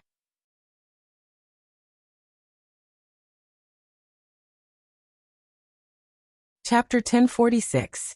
Any part of Wuming's body could produce origin power, which was why it could appear out of thin air inside Wuming's body and fight against the black substance that represented the origin black mud. Origin power was Wuming's insurance. Wuming consciously controlled the birth and death of origin power, constantly mixing it with the origin black mud. The white substance and the black substance were like two countries at war, going back and forth, one taking over one side, the other taking over the other. In the end, the origin black mud and origin power each took over half of Wuming's body. It wasn't a case of you taking up the left and me taking up the right, or you taking up the top and me taking up the bottom. Instead, it was a mixture of you and me. At this moment, Wuming's body was filled with black and white substances. Black and white were constantly changing, and finally, the origin black mud and origin power were fighting against each other. However, this wasn't enough. The origin black mud wasn't in its home ground, and it was caught off guard by the origin power. All of its thoughts were focused on resisting the origin power. As a result, the corrosion of the origin black mud on Wuming's body weakened. He hadn't obtained anything from the corrosion earlier, and now that the corrosion had weakened, wouldn't it be even harder to obtain the secret? And so, Wuming came up with an idea. Wuming controlled the origin power and consciously guided the origin black mud through his body again and again. In just a few breaths' time, the origin black mud had completely covered Wuming's body, leaving nothing behind. However, what Wuming imagined didn't happen. Not only that, nothing happened at all. Nothing happened? Wuming was at a loss. Could it be that his gamble was wrong? Refusing to believe it, Wuming once again controlled the origin black mud to flow through his body, but the result was still fruitless. This is troublesome. Wuming felt a bit irritated. Wuming's goal was not to find the secret of adulthood and become stronger, but to kill Gydia, protect the world between worlds, and protect Chaldea. However, this method did not seem to achieve the goal of killing Gydia, protecting the various worlds and Chaldea. That was why Wuming was frustrated. It seemed that Wuming had made a wrong bet this time. In that case, Wuming needed to think of other ways to get through this difficult situation. After all, not only did he want to protect the worlds in between from harm, but he also wanted to take back Chaldea from Gydia, and he also had to kill Gydia. The difficulty of combining the three into one was extraordinarily high. Looks like I have to work on that first. No matter what, they had to destroy the launcher of the anthropoid cannon first. This was the most important thing. Only in this way could the worlds in between be safe and sound. Then he had to deal a heavy blow to Gydia, take back Chaldea from Gydia, and then completely destroy Gydia. This needed to be done in one go, and the difficulty was not ordinary. After all, Wuming did not know how fast the launcher of the man-made cannons, which were the clusters of trees that looked like withered branches, could recover. He also did not know if Gydia's launcher was the only one that could release the man-made cannons. Wuming also did not know where Gydia hid Chaldea. Even more, Wuming did not know if Gydia had any trump cards. In short, this was not an easy task. However, just as Wuming was thinking, he did not notice that the black origin mud was slowly assimilating with the origin power in Wuming's body. The pain that he had adapted to gradually disappeared. Wuming, who was unaware of all this, left Tiamat's embrace and turned to look at Tiamat. Tiamat did not know why Wuming wanted to leave her embrace, but Tiamat did not need to know. She just looked at Wuming silently, her starry eyes filled with motherly love for Wuming. Seeing Tiamat like this, Wuming did not know what to say for a moment. The words of gratitude that he wanted to express were also stuck in his mouth. Tiamat completely treated Wuming as her son, but Wuming was not used to treating Tiamat as his mother. Tiamat helped him just now, so he should naturally thank Tiamat. However, Wuming felt that once he opened his mouth, Tiamat would become unhappy. After all, parents who truly loved their children did not ask for anything in return. Wuming was worried that Tiamat would think that Wuming was treating her as an outsider and feel sad. Anyway, Wuming was quite conflicted now. Looking at Tiamat's pink starry eyes, Wuming finally decided to thank her. However, before Wuming could finish his sentence, Tiamat seemed to have seen through Wuming's intentions. She happily hugged Wuming in her arms and kept muttering, "Child, child." Tiamat's expression at the moment looked quite happy, and Wuming was currently buried in Tiamat's bosom, which was filled with motherly love, so he could not speak for a while. After exerting a tremendous amount of effort, Wuming finally left Tiamat's embrace. After persuading Tiamat in every possible way, he made Tiamat obediently sit on the side, and then Wuming walked towards Enkidu. "I made the wrong bet. I have to find another way to deal with Gydia." Wuming told Enkidu and Kalis about what he had just experienced. At the same time, Wuming also told the two of them about his plan to remedy the situation. "Master, is it okay for that thing to stay in your body?" Kalis was referring to the black origin soil in Wuming's body. "I can't get rid of it for a while, but with the protection of the origin energy, the black origin soil can't do anything else." After all, it had already penetrated deep into Wuming's body, and could not be instantly removed by the origin energy. However, it was not difficult to completely remove it, but it was not something that could be completely removed in a short period of time. After all, with the origin energy, it would not affect Wuming much for a while, and the pain from the black origin soil was almost gone. Therefore, Wuming decided to deal with the black origin soil in his body after he successfully killed Gydia and took back Chaldea. Next, he would need the help of Enkidu and Kalis to deal with Gydia. He would use all the power he could to severely injure Gydia and take back Chaldea from Gydia. "Use my power as you wish, Master Wuming." After Enkidu finished speaking, he turned into a golden chain and wrapped around Wuming's arm, leaving Kalis floating in the air. "Although I don't have the ability to attack directly, I will stay by your side and assist you, Master." Kalas flew directly onto Wuming's head and settled down.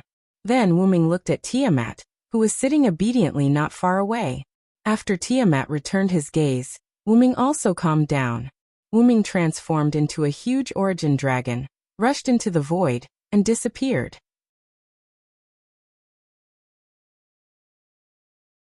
Chapter 1047. The world that was formed by a few clones was destroyed by Gidea. This was something that could not be helped. Putting aside the fact that Gidea's humanoid cannon had the power to destroy an entire world with the support of his origin energy, the world that Wuming's clones created was just a very simple world. Apart from the storm and the ocean, there was nothing else. There was not even land. Even if Silent's doppelganger tried his best to stop Gaia's anthropoid cannon, even if it was just the aftershocks after a few rounds, this simple world would not collapse because of the aftershocks. On the other hand, Gidea's time temple was still intact apart from the jade throne that Wuming smashed with his claw. After all, the Temple of Time was King Solomon's second noble artifact. Later on, it was obtained by Gaia. Now it was tempered, modified, and strengthened by the power of origin. It would be difficult to destroy it completely. At the very least, if Gaia's artificial cannons wanted to destroy the Temple of Time, they would have to hit it at least 3 times. This was enough to prove how powerful the Time Temple was. Gidea, who had returned to the world, flew to the ruins of the Jade Throne and sat on a fragment as if the Jade Throne was not destroyed. Interesting, very interesting. I didn't expect you to be able to create a world. Gidea praised Wuming. No matter how simple a world was, it was still a world. As long as it was completed in the future, it might be possible to form a world that operated on its own.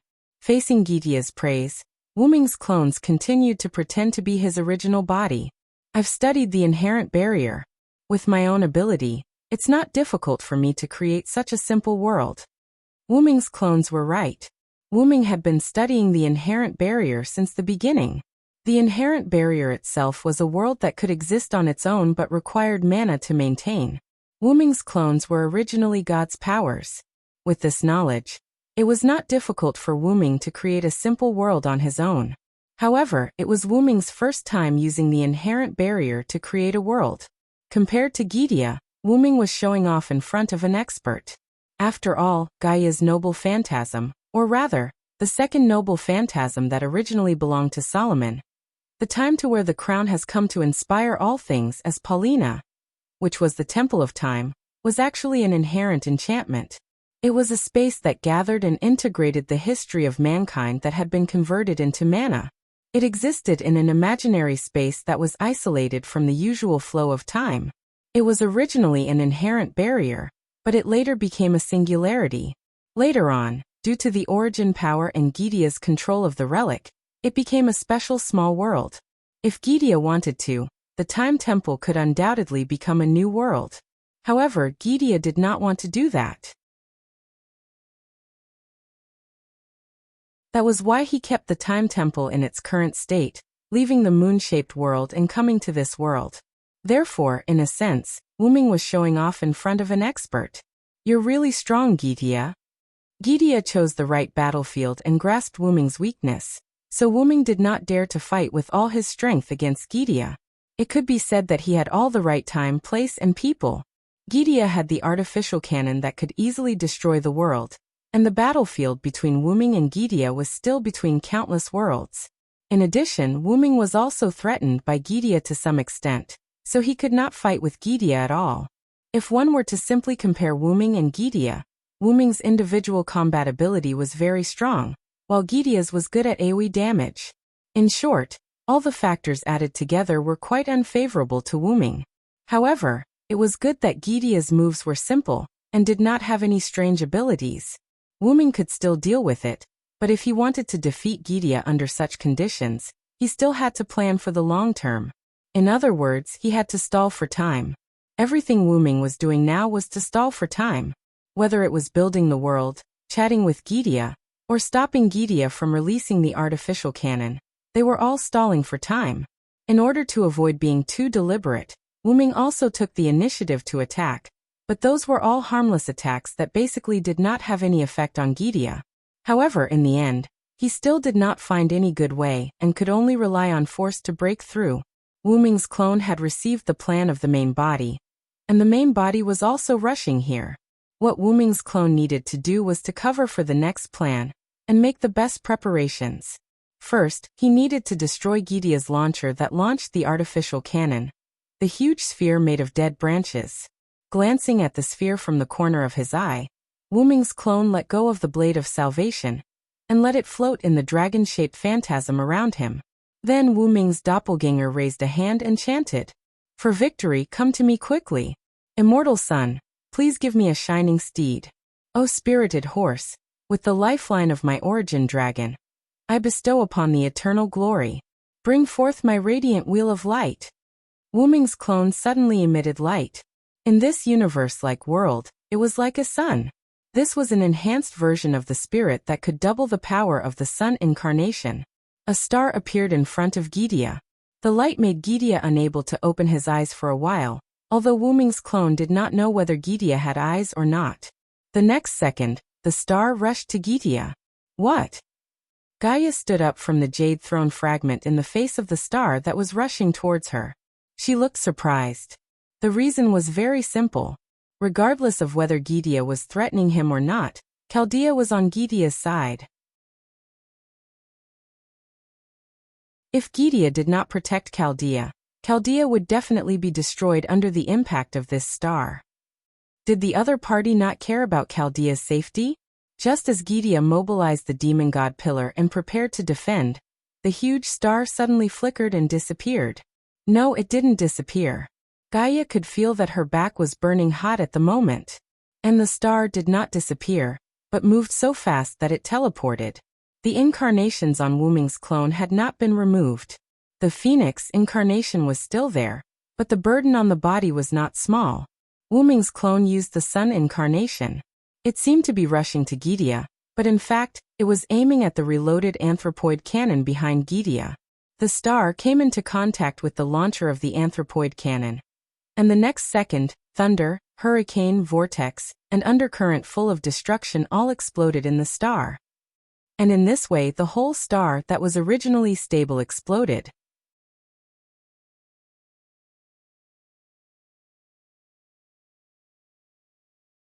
Chapter 1048. Wuming's clone used his various avatars as ammunition to detonate the sun avatar, using it as a bomb to explode behind Gidea. He wanted to destroy the artificial cannon's launcher, which was the cluster of branches.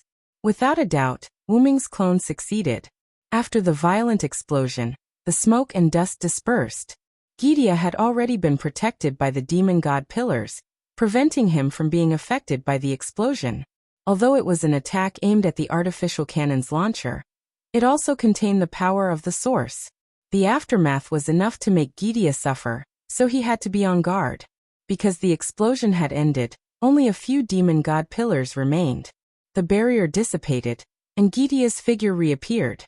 Because it was just too powerful, and with the suppression of the power of the source, the demon god pillars did not have the time to split and grow.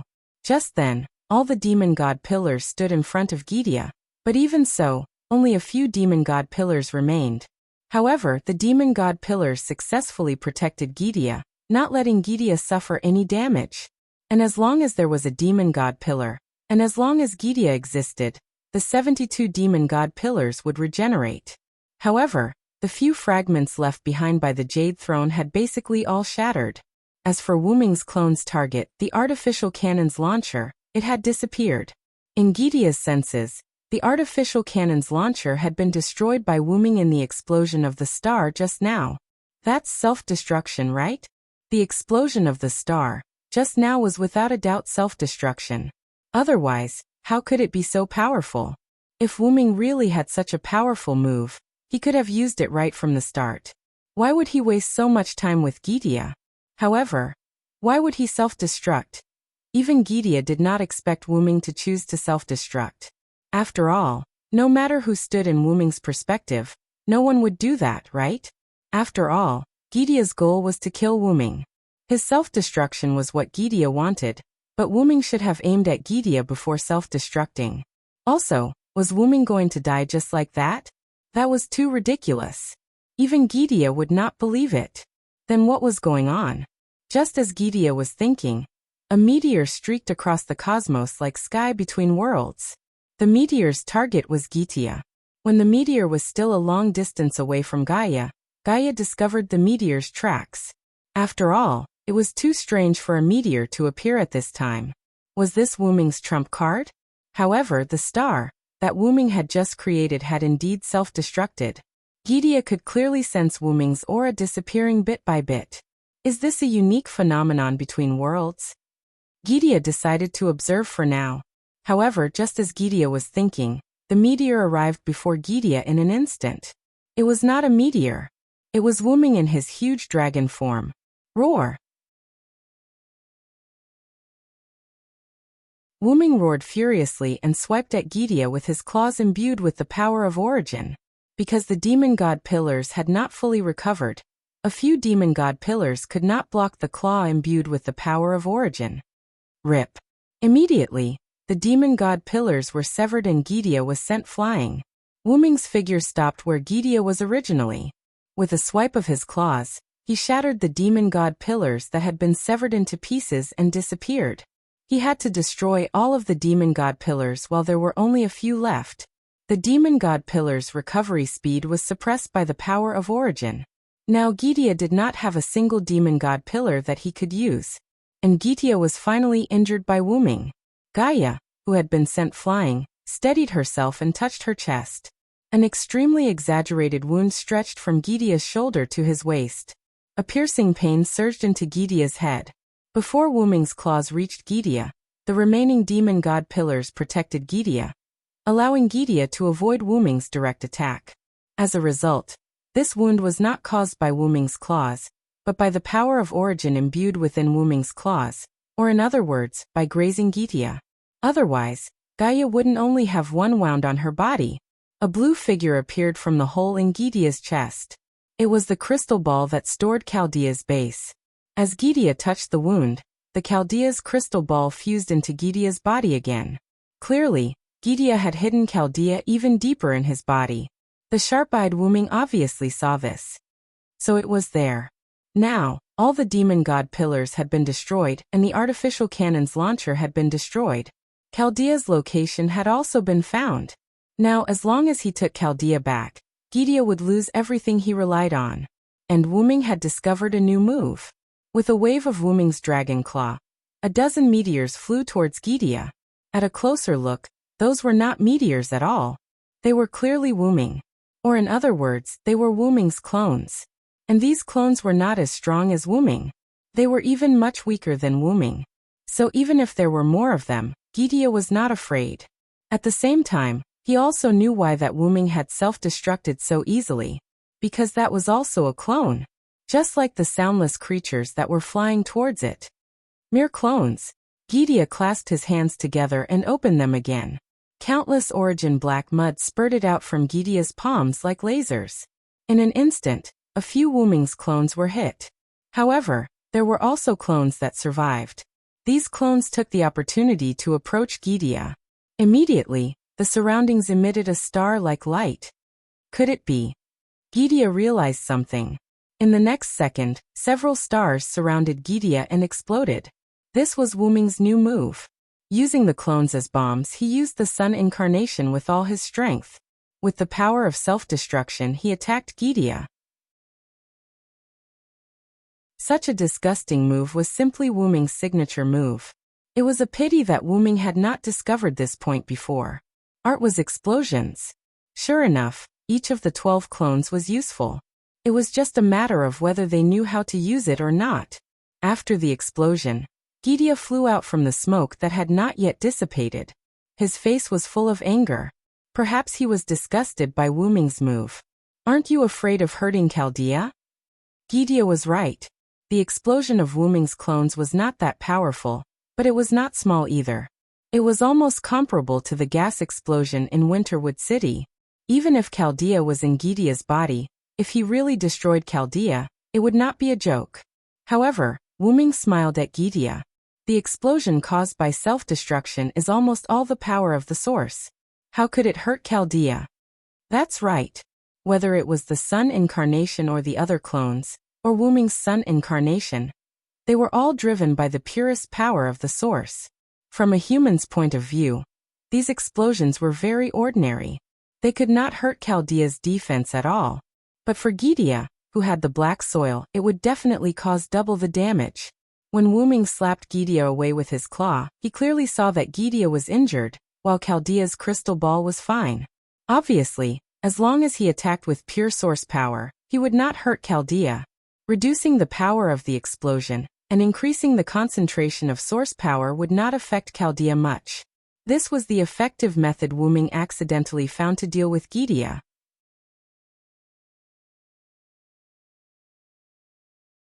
Chapter 1049. You deserve to be called my enemy. Gydia was not angry that Wuming had found such a shameless way. Instead, he praised him. So you should just accept your death, Gydia. Wuming's body was glowing.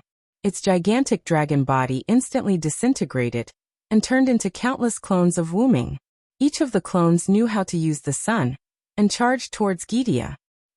I think you're mistaken about something. In response, Gaia snorted with a smile. Even if my third relic doesn't have a launcher, it can still be activated. Gydia's muscles tensed up and a large amount of energy gathered in the muzzle-like gap on its chest. The time of birth has come.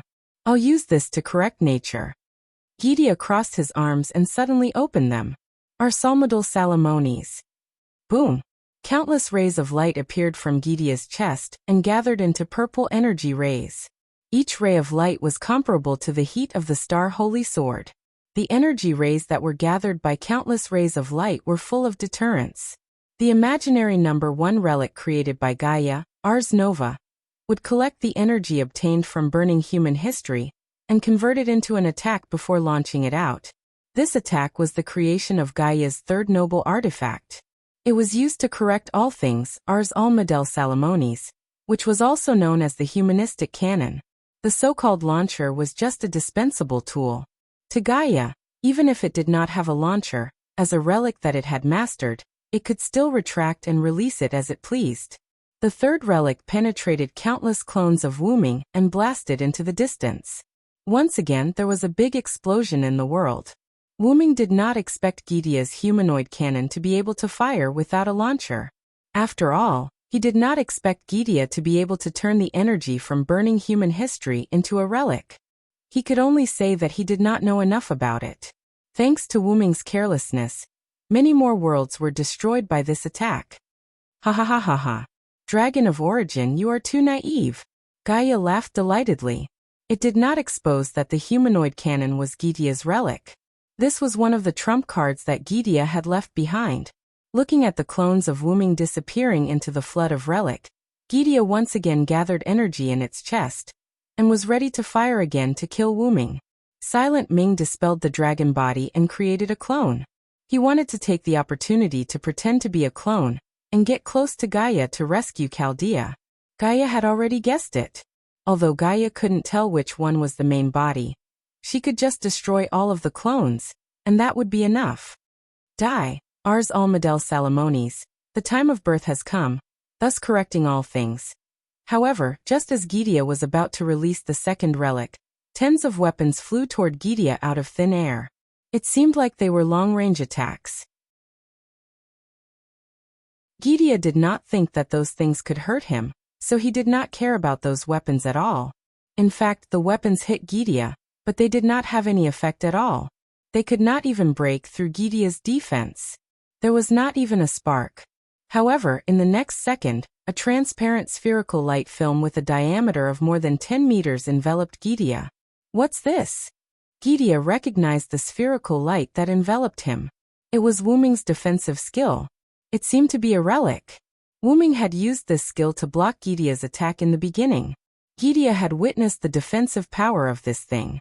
If Gydia were to release his own relic, he might not be able to break through the spherical light film. However, if Gydia were to give up on releasing his relic, he would obviously fall into Wuming's trap. Therefore, Gydia maintained his relic until he was about to release it. Since there was no blind spot in the defensive light film, Wuming would definitely make a move when he entered. It would not be too late to release it then. When Later on, Gidia began to think. Could it be those weapons just now? Gidia had some guesses. This was a relic with a physical form. Moreover, it was very likely that it had mixed in with the dozens of weapons just now and approached Gidia together. That was why Gidia was enveloped by the light film. In reality, Gidia had guessed correctly. Wuming used the Manchala formation to release a large number of weapons, and hid his paradox armor among them. Wuming believed that Gidia would not stop releasing his relic, because of a few weapons that were not enough to deter him. As expected, Gidia was hit because of this. Suddenly, the 9 rings on Gidia's fingers flashed. The 9 rings left behind by King Solomon were not just for show. Even if they were almost useless against Wuming, they could provide Gidia with part of his wisdom. Gidia began to think again. There was no need for Wuming to get close to Gidia to take back Chaldea. Wuming could totally attack Gidia first. After all, Wuming knew that he could use pure origin power to hurt Gidia without affecting Chaldea. In the next second, a gap appeared in the spherical light film that enveloped Gidia. An extremely large flood surged into the spherical light film. The flood contained a large amount of pure origin power, and could cause great harm to Gidia. However, the flood would cause very little harm to Chaldea. It could be said that it was killing 2 birds with 1 stone. Seeing this, Gidia was even more certain that he had understood Wuming's intention. At that moment, the relic that he had gathered earlier was instantly launched toward the gap. Hundreds of millions of rays of light that were comparable to the star creation Holy Sword instantly blocked the gap that appeared in the spherical light film. Before the flood that entered through the gap could splash onto Gidia, the gap was blocked. Now Gidia thought that he had more or less understood Wuming's moves. If it was the same move again, Gidia was confident that he would not fall for it. Just as Gidia was thinking that, there was a fluctuation in front of Gidia. Wuming appeared out of nowhere and slashed Gidia with the divine blade of salvation. Swoosh! Bang!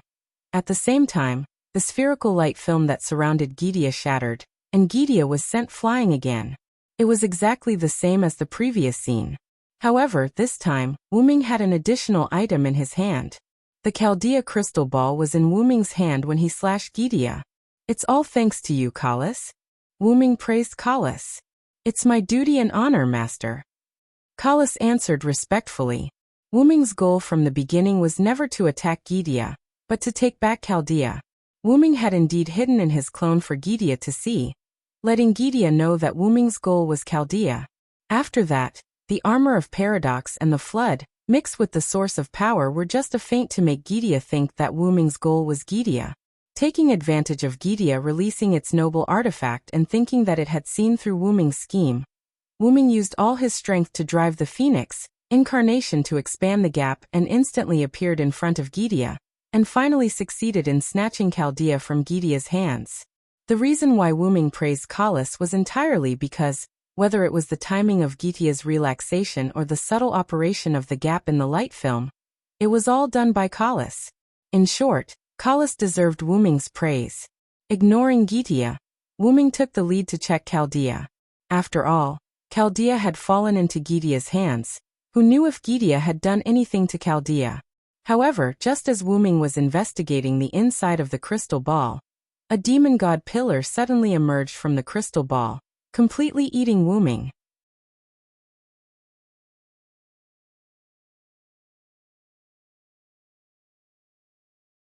Chapter 1050.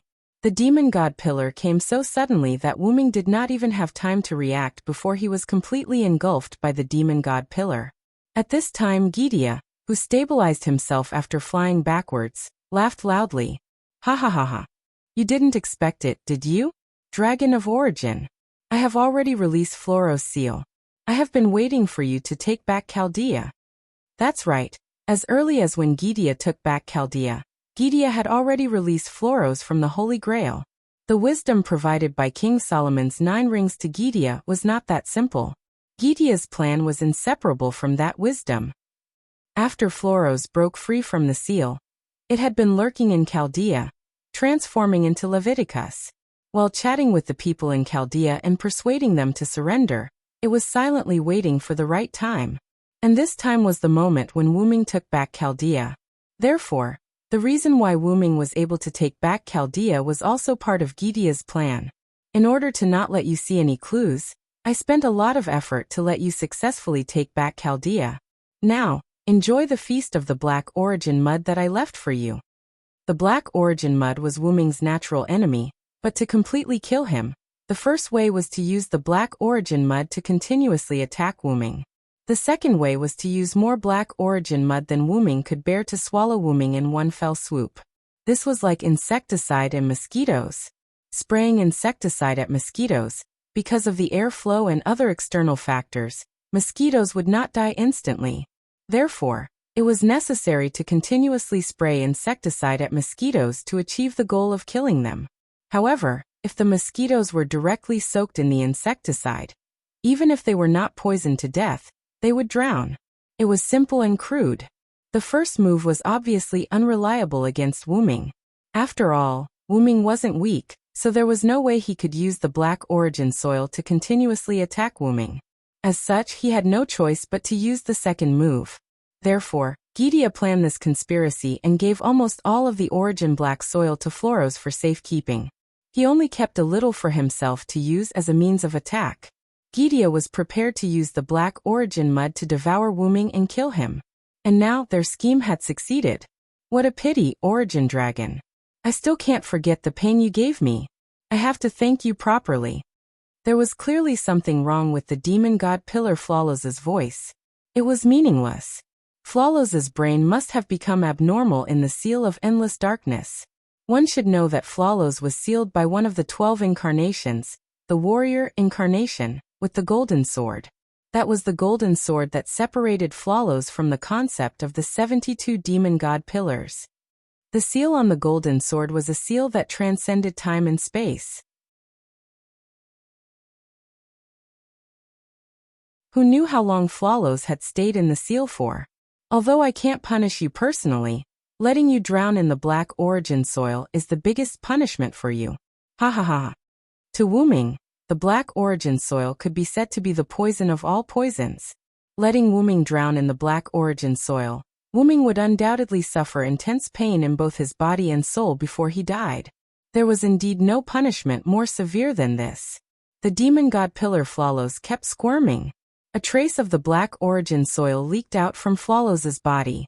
From the very beginning, after swallowing Wuming, Flawless began to squirm. That was the Black Origin soil that existed in Flawless's body rioting. It was like a stone that was thrown into a lake. After Wuming was swallowed by the demon god pillar, Wuming's consciousness became blurry. The words of Gidea and Flawless were also intermittently transmitted into Wuming's mind. It couldn't be helped. This time, Flawless and Gidea really put in a lot of effort. The amount of Black Origin soil that Flawless preserved could be said to be beyond Wuming's imagination. Once Wuming was swallowed, he couldn't maintain his consciousness. After all, the amount of Black Origin soil was just too much. Wuming was suffering extreme pain in his soul and body all the time. His blurry consciousness was also caused by this pain. I've underestimated Gaia. Wuming's mind was in a disjointed state. Master, you can do what you did last time and transfer your consciousness to the backup machine again. This way, you can avoid the Black Origin soil's damage to your soul. Callis instantly calculated the answer. What about you guys? Wuming forced himself to be alert and talk to Callis and Enkidu. We can help you protect your body. Enkidu answered. Don't even think about it. Wuming interrupted Enkidu without hesitation. If that was the case, Wuming's consciousness and soul could be preserved. However, this body would be finished. This body that had lost its mental resistance would definitely be completely consumed by the Black Origin soil. Even if Enkidu and Callis stayed behind to protect Wuming's body, they would definitely not be able to block it as easily as last time when Wuming's body fell into the box world. In other words, Enkidu and Callis would definitely die with Wuming's body. Only Wuming would be left alive. I promised you guys that I would never abandon you guys and escape alone. Master. Shut up. Master Wuming. I refuse. Callis and Enkidu shut their mouths. After all, they knew how stubborn Wuming was. When it came to matters like this, once Wuming had made up his mind, He would definitely not change it unless there was a chance for a change. But now, a chance for a change was really hard to come by. Talking to Kalis and Enkidu had strengthened Wuming's consciousness quite a bit. In other words, he could still hold on for now. There was no such thing as a dead end. If there was a dead end, then it was definitely because the person involved had not found a way out. Wuming decided to find a way out before his consciousness completely disappeared. Immediately, Wuming checked his abilities. Because of the Black Origin Soil's continuous corrosion, I can't use them at all. Whether it was the 12 incarnations, magic, he could not use them at all. In the instant that Wuming gathered his energy to use them, the Black Origin Soil would corrode the energy that Wuming gathered. Hence, he could not use them at all. Some of the gadgets and items that Wuming kept in his Dragonist dimension could not be used in the current situation. Naturally, the physical relics and weapons could not be used.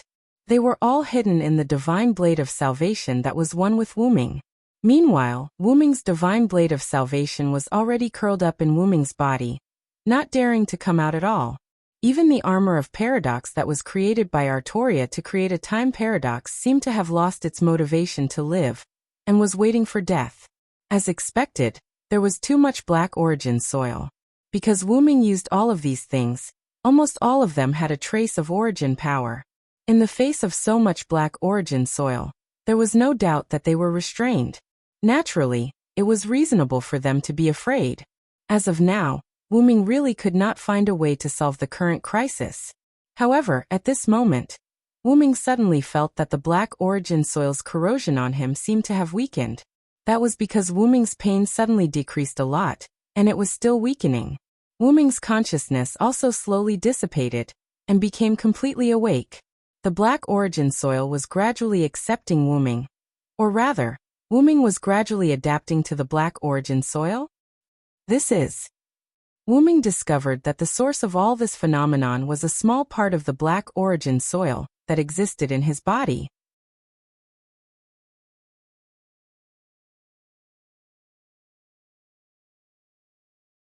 Chapter 1051. For some reason, the black mud that Wuming had left in his body had fused with the source power in Wuming's body. Because the fusion was slow and Wuming was focused on fighting Gidia, he did not notice this. However, most importantly, the black mud that had fused with the source power did not pose a threat to Wuming. On the contrary, the fused energy even helped Wuming get through his current predicament. The black mud was still rioting, but it did not harm Wuming anymore. Instead, it even replenished Wuming's energy. Although it was slow, this was the truth. So it's only starting now. Wuming finally understood that this was the result of Wuming's previous attempt to use the Black Origin Mud to summon power. At that time, it was probably because there was too little Black Origin Mud. Now Wuming was directly soaking in the Black Origin Mud. In addition, the Black Origin Mud in Wuming's body, which had fused with the power of Origin, had a stimulating effect. With these two factors working together, it successfully caused a phenomenon that Wuming had never seen before. This power seems to be the source power. Wuming sensed the power after the black mud fused with the source power, and found that this power seemed to be the source power. It is indeed the source power, but it's different from my source power. After the fusion, Wuming felt that the new power was the source power, and it was almost the same as before. However, if one had to compare it to the source power of the past, then the source power of the past was still underage, while the source power of the current source power could be considered adult. Could this be the secret of adulthood? No, it was definitely not that simple. After all, apart from the source power of the adult version in Wuming's body, there were no other changes. Could it be because there wasn't enough of it? After all, this had happened before, so Wuming's guess was not wrong. Wuming let go of his body and mind. He closed his eyes and allowed the black mud to enter his body. Under the guidance of the new power, it continuously produced new source power. Afterwards, he used this source power to cleanse his body again and again. Wuming's goal was very simple. Since the source power was adult, and Wuming's body was underage, would using the adult source power to cleanse Wuming's underage body be able to allow Wuming to transform? That was what Wuming guessed. No matter what, he had to give it a try. However, most of the time, the truth was just that simple. After being continuously baptized by origin power, Wuming's body had indeed changed slightly. Wuming opened his eyes and sensed his body. No matter how he looked at it, nothing had changed, but Wuming could feel in his heart that the current him and the him a few minutes ago were on two completely different levels. Is this the power of the great origin? Wuming's pupils had turned golden, and the center of his pupils was still red, but it was no longer wine red. Instead, it was a fiery red that was full of vitality. At this moment, Wuming felt as if he had just woken up from a dream. Many things seemed to automatically appear in Wuming's mind. It was about the origin dragon, the origin black soil, and the great origin. If the Type Moon world's origin was the origin of everything that gave birth to the Type Moon world, then the great origin was the origin of all the worlds that gave birth to it. Regardless of whether it was the world that Wuming had first stayed in, the Type Moon world, or the other worlds that Wuming had experienced, they were all born from the great origin. They took root and sprouted between the worlds, becoming powerful worlds that gave birth to life and flourished. The origin dragon was actually a guardian deity that protected and complemented the great origin. At the same time, it was also a guardian deity that protected the worlds that were born from the great origin. This was why the two great restraints of the Type Moon world had so generously allowed Wuming to cheat, open a backdoor, and even form a contract with him. It was because the two great restraints knew about Wuming's identity. If Wuming was in the two great restraints' shoes, he would have done the same thing. Although it was a cliché, the origin dragon was truly an existence that protected the stable development of each world. It was responsible for resolving the apocalyptic crisis of each world, and it had unparalleled power that could easily resolve a world's crisis. Although the Type Moon world had given birth to parallel worlds and used this method to escape the apocalypse, it wouldn't be a loss to curry favor with Wuming, so it had done so. As for worlds without parallel worlds, the origin dragon wouldn't take action when species changed or went extinct, because the world wouldn't be destroyed as a result, and new species would be born. It was only when an irreversible apocalyptic crisis occurred that the origin dragon would either appear with a certain identity to save the world, or it would directly take action. In short, the apocalyptic crisis of the world would always be resolved. To put it simply, the origin dragon was a so-called god to each world. From a certain perspective, it could be considered a god in the truest sense. After all, the origin dragon and the great origin dragon complemented each other. It represented the great origin, and the great origin represented it. However, even if it was the origin of all worlds, even if it was the great origin that transcended all existences, there would still be death. Existence was the embodiment of life, and this existence would definitely experience death. However, the great origin's death wasn't the usual way of death. The great origin's death was to enter a deep slumber, after which it would restart, after a certain period of time. If there was a word to describe this, it would be reincarnation. After a reincarnation was complete, the great origin would continue to give birth to new worlds, while the origin dragon would continue to carry out its duties and protect the world. By the way, the origin dragon that complemented the great origin would also die as a result, and it would recover its strength as the great origin restarted. As for Wuming, what he experienced was the process of the origin dragon restarting after its death. In any case, even if Wuming didn't work hard, he would still recover his strength after a certain period of time. Therefore, the origin dragons weren't a single species. Since ancient times, there had only been one origin dragon living in the great origin, and that was the current Wuming. This explained why Wuming hadn't seen a single origin dragon when he first came to the great origin.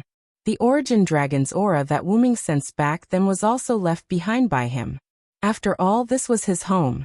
In that case, the origin dragon that White Yiksha saw might very well be my past self. At that time, Wuming might very well have been on his way to resolve an apocalyptic crisis in a certain world, and White Yiksha saw him along the way. Although he knew the truth, Wuming was still worried. There was only one origin dragon in existence. What if something happened to the origin dragon while it was still in hibernation? What would they do? Could it be that the root of origin would create another one?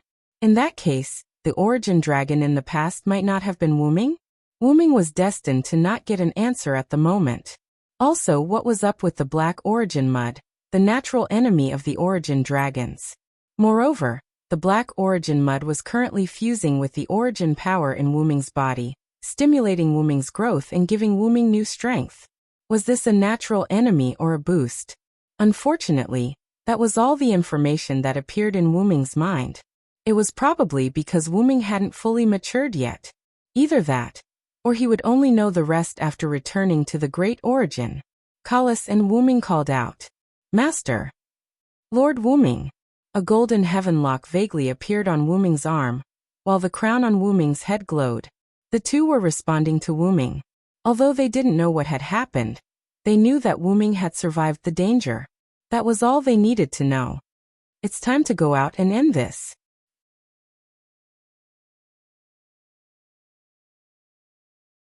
Chapter 1052. In the outside world, Gydia, who had rested for a while, sat down on a random spot in the time god's palace. Gydia had paid a price for creating a situation where he could kill Wyrm completely. He had been injured by Wyrm several times. After all, he had put on a good show. But fortunately, the plan had succeeded. When Gydia thought about how he could get rid of all future troubles, the pain on his body did not hurt as much. Next, we'll reach the root and achieve our great cause.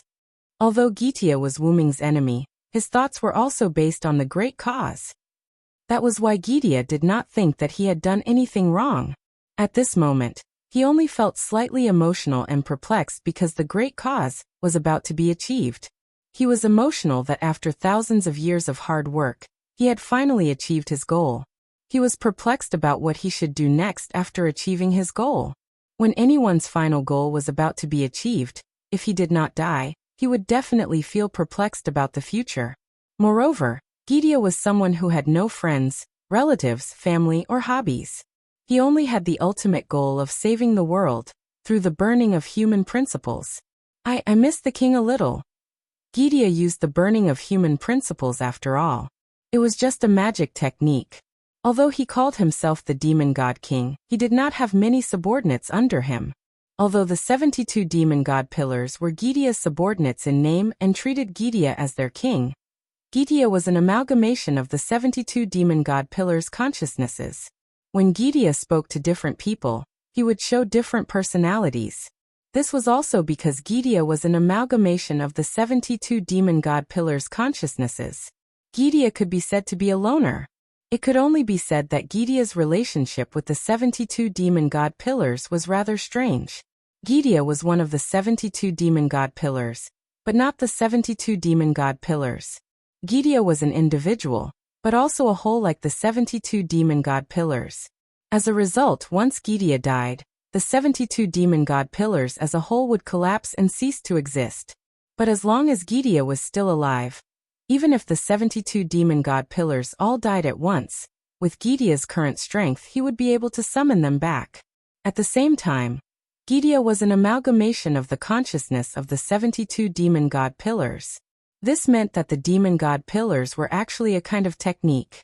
The 72 demon god pillars were the same as Gydia's, both of them burning the principles of humanity.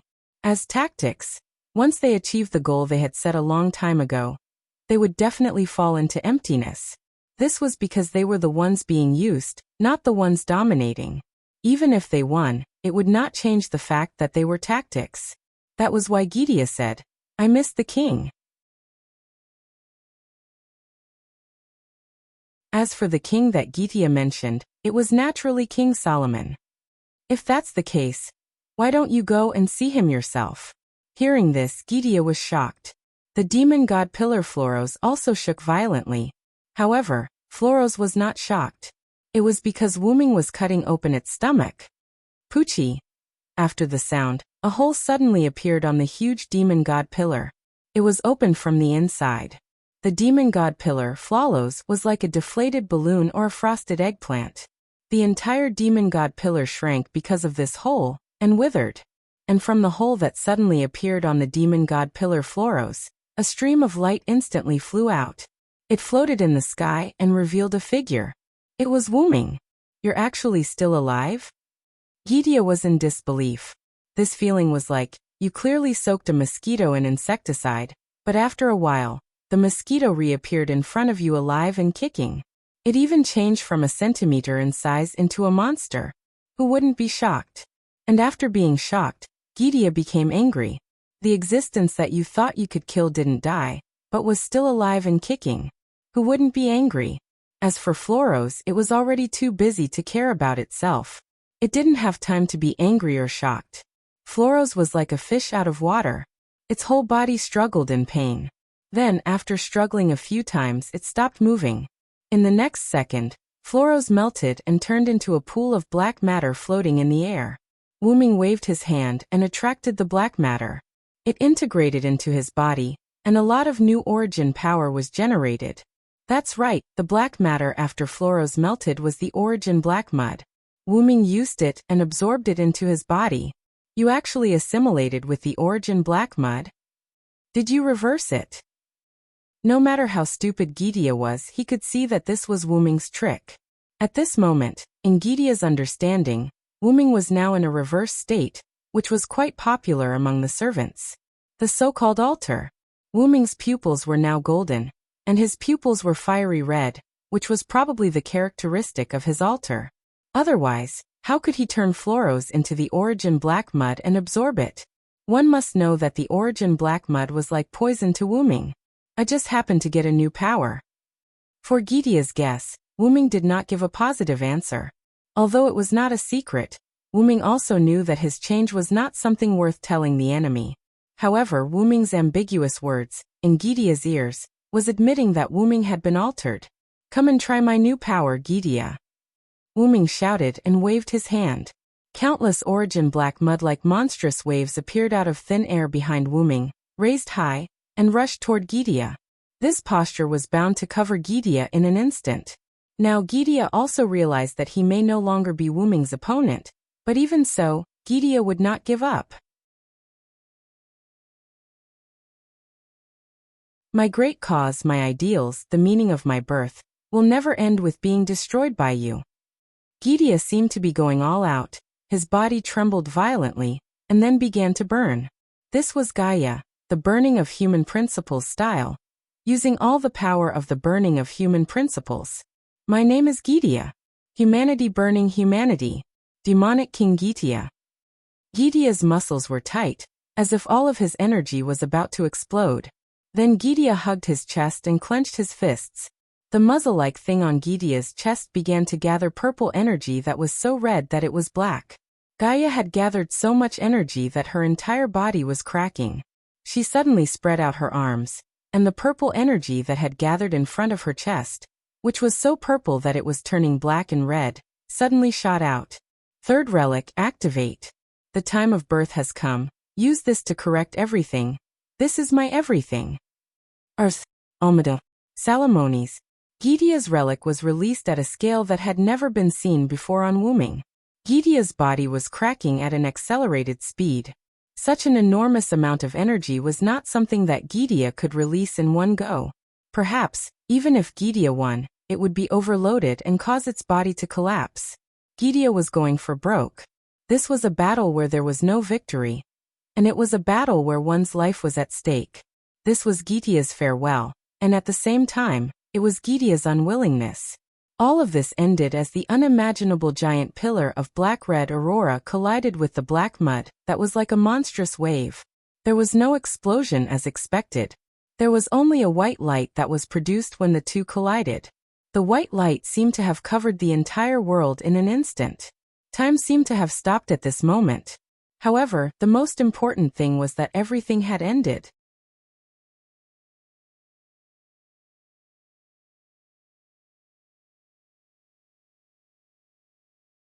Chapter 1053. An unknown amount of time had passed.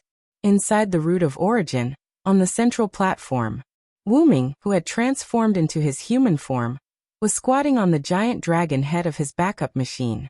He placed one hand on the machine as if he was inspecting it.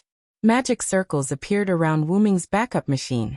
Not long after, the magic circles disappeared. Wuming's hand left the backup machine as he stood up. That should do it. Wuming patted his dust-free hands. Master, is that all you need to do with the backup machine? Colos's voice came from the side. There's no problem. Now this backup machine of mine can replace me to protect the world between worlds. All of this started from, ahem. Wuming did not pay attention to the time. In short, it started from when Wuming ended his battle with Gidia. Just as Gidia said, Wuming had assimilated with the Black Origin Mud. And Wuming's new moves were related to the new Origin power. Whether it was turning Floros into the Black Origin Mud, or summoning a terrifying amount of Black Origin Mud to defeat Gidia, who almost killed himself, it was all because of the fusion of the Black Origin Mud and the Origin power. Wuming's new Origin power. Although he did not understand the theory behind it, Wuming was not someone who was easily confused. Everything would be clear when he returned to the root of origin. However, after Wuming defeated Gidia, he did not kill it. Instead, he kept it alive. As for why he saved Gidia, it was not because of Wuming's kindness, but because Roman suddenly appeared in front of Wuming. Gidia, who had lost all its energy and almost died, was no different from before, or even worse. Roman used his connection with Gidia to successfully escape from Chaldea. Roman's words were simple. Spare his life, please. As for the reason, Roman did not say. According to Roman, he seemed to have obtained information about Gidia when Floros was persuading him to surrender in Chaldea. After that, after Gidia was defeated by Wuming, he used the power of the 10th ring, which was the ring that Gidia was missing, to walk out of Chaldea and meet with Wuming. Wuming gave Roman a lot of face. He immediately agreed to Roman's request, or rather, he agreed to King Solomon's request. However, Roman's appearance was no longer that of Roman Aikman, but that of King Solomon, whom Wuming had seen at the Singularity in London. After all, Roman had used the power of King Solomon's ring. Naturally, Solomon, which was Roman's original appearance, was revealed. This also meant that Roman had exposed the secret that he was King Solomon in Chaldea. When Wuming asked Solomon about the expressions of the people in Chaldea when he transformed, Solomon's face was subtle. Wuming, who did not expose Solomon's secret, ended the questioning and sent Chaldea back to the original world. The world's people also recovered because of Gidia's loss of power. Chaldea could be said to have succeeded in saving the world. Although it was not direct, it could be regarded as saving the world indirectly. After that, Wuming did not rush to return to the Great Root. Instead, he stayed in Chaldea to help Chaldea deal with the remaining problems. After all, in that world, people's perception was that they just slept for a year. Not to mention ordinary people, the clock tower would definitely ask about it. What could those magicians do to Chaldea, the hero who saved the world? Even if he used his toes to think, Wuming knew what they would do to him. There was no doubt that the servants summoned in Chaldea would be repatriated, and Chaldea would be disintegrated.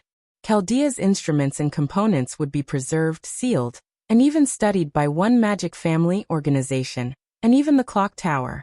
After all, Chaldea was a dangerous organization that crossed the timeline, and had a large number of servants that could be regarded as weapons of war. Even if Chaldea saved the world, the magicians of the clock tower would certainly not allow Chaldea to continue to exist. Moreover, there was no direct evidence to prove that Chaldea saved the world. What about Chaldea's data records? Video records? Sorry, it could also be achieved by using magic. There were also many magicians who believed that something did happen in this blank year, but Chaldea only survived for a year because of the magnetic field. That is, he spent this period of time awake and wanted to take credit for it. In short, Chaldea would face a lot of trouble. Although it was said that Olga Marie, Da Vinci, Roman, and others would not be difficult to solve all the problems, but it was still slightly difficult for them to solve all the problems once and for all. Olga Marie's third method was not yet understood, so she was not the third magician. Although Da Vinci was omnipotent, she was, after all, a weapon recognized by the clock tower. After Roman became Roman, and asked Wuming to spare Gidia's life, he resumed his identity as Roman. With his temperament, it was impossible for him to let King Solomon appear again. Roman was just a Roman, the highest person in charge of Chaldea's medical department. These three, whether taken out individually or together, were not enough. At least, most of the magicians in the clock tower would not buy it. Therefore they needed Wu Ming's help. Wu Ming went directly to the clock tower. In a room that Wu Ming often visited in the clock tower, Wu Ming found that person. Second enchanter, Gemstone Ankishia Zelrich Subian Ogu. Wu Ming easily met Zelik. Wu Ming even suspected that this guy had already guessed that Wu Ming would go to him for help. That's right, Wu Ming looked for Zelik to let Zelik help Chaldea deal with the aftermath. As the second magician, there would always be people who would give him face. Even if they did not give him face, Zelik also had a lot of connections. It would be quite easy for him to help deal with the aftermath. And Wu Ming also asked Zelik for a list of magicians and magician families who would definitely make a move against Chaldea. That night, he turned into something terrifying and visited these magicians. He bluntly told them that if they still wanted to reach out to Chaldea, the next time they would be annihilated. Finally, Wu Ming also tampered with the magic seals that had been passed down in their families in front of these magicians. This was a naked conspiracy. Those magicians who could not resist Wu Ming at all could only choose to compromise in fear. Now Chaldea had a very long buffer. As long as Olga Marie mastered the third magician, at that time, coupled with Olga Marie's status as one of the 12 monarchs, she would definitely have the right to speak no less than Zelik. The third magician was one of the 5 remaining magicians in the world. The other magician also had the help of a powerful magician who could travel through time and summon servants. There was also a powerful existence who could tamper with the magic seals of the Clock Tower magician family. With these, there was no doubt that Chaldea would not be in any danger. Speaking of danger, Wu Ming thought of another thing. Kalas, I remember that there was an alien existence outside Chaldea, right?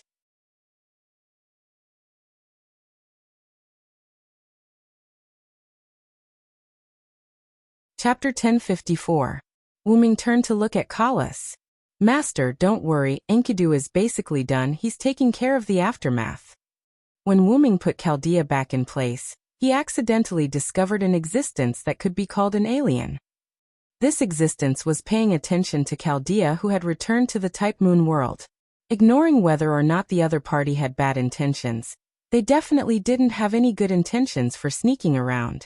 Wu Ming even suspected that Gidia took Chaldea out of the Type Moon world to protect Chaldea. In short, Enkidu, who didn't think he was of much help, volunteered to take care of this matter. After figuring out the other party's identity, it was easy to let them go if they were harmless. As the Heavenlock, Enkidu was the most powerful weapon in human history. Adding on the fact that Enkidu had been by Wu Ming's side for so long, he had absorbed a lot of origin power, which made Enkidu extraordinary. Wu Ming even personally injected new origin power into Enkidu just in case. It could be said that Enkidu could go to the Type Moon world and call himself a god, because no one was a match for the current Enkidu. Any attack that Enkidu casually released now could be considered an attack against Suzhong. As for the alien that Wu Ming sensed, Enkidu wouldn't be afraid of it at all. That was indeed the case. Kalas had already said that Enkidu had already taken care of those matters, and was taking care of the aftermath. Since that was the case, Chaldea had nothing to worry about. However, speaking of worry, Wu Ming felt that the one he should be worried about was Kalas. Wu Ming secretly glanced at Kalas, who was floating beside him. The current Kalas was no longer wearing a dragon horn headdress, but she was still not human. The current Kalas was somewhat similar to rubies and sapphires, but the rubies and sapphires were pentagrams and hexagons with wings and bows in the middle. On the other hand, Alice was a transparent hollow sphere with sharp dragon wings. In the center of the sphere, there were 3 metal rings that rotated irregularly. In the center of the 3 rings, there was a little light, like a star. It had to be said that the current Kalas was very similar to Ruby and Sapphire. However, they were sisters, so it was normal for them to be similar. After all, Kalas' full name was Kalas Belit, or Lapis Lazuli. Like Ruby and Sapphire Saphia, Kalas was just Wu Ming's abbreviation for her. As for whether or not Kalas could become a wand like the Ruby and Sapphire, this question was temporarily ignored. By the way, Kalas, I've always had a question. Looking at the current appearance of Kalas, Wu Ming finally asked the question that had been in his heart. Now that I clearly have a way to turn you into a human, why don't you agree and instead choose this appearance? Wuming revealed a helpless expression, not knowing whether to laugh or cry. Compared to the appearance of a human, I still prefer the style of my sister's phone. Kelly replied in a serious tone. However, Wuming revealed an expression of, I knew you would say that. It must be Ruby who bewitched you. Wuming responded to Collis with a gaze that saw through everything. And Collis fell into a rare silence. It seems that I guessed right. Wuming sighed. It couldn't be helped. Who told Wuming to pick up Mayu in the past 2 days? More than once he saw Ruby give up on accompanying Ilya and secretly follow him instead. Wuming glanced at Collis again.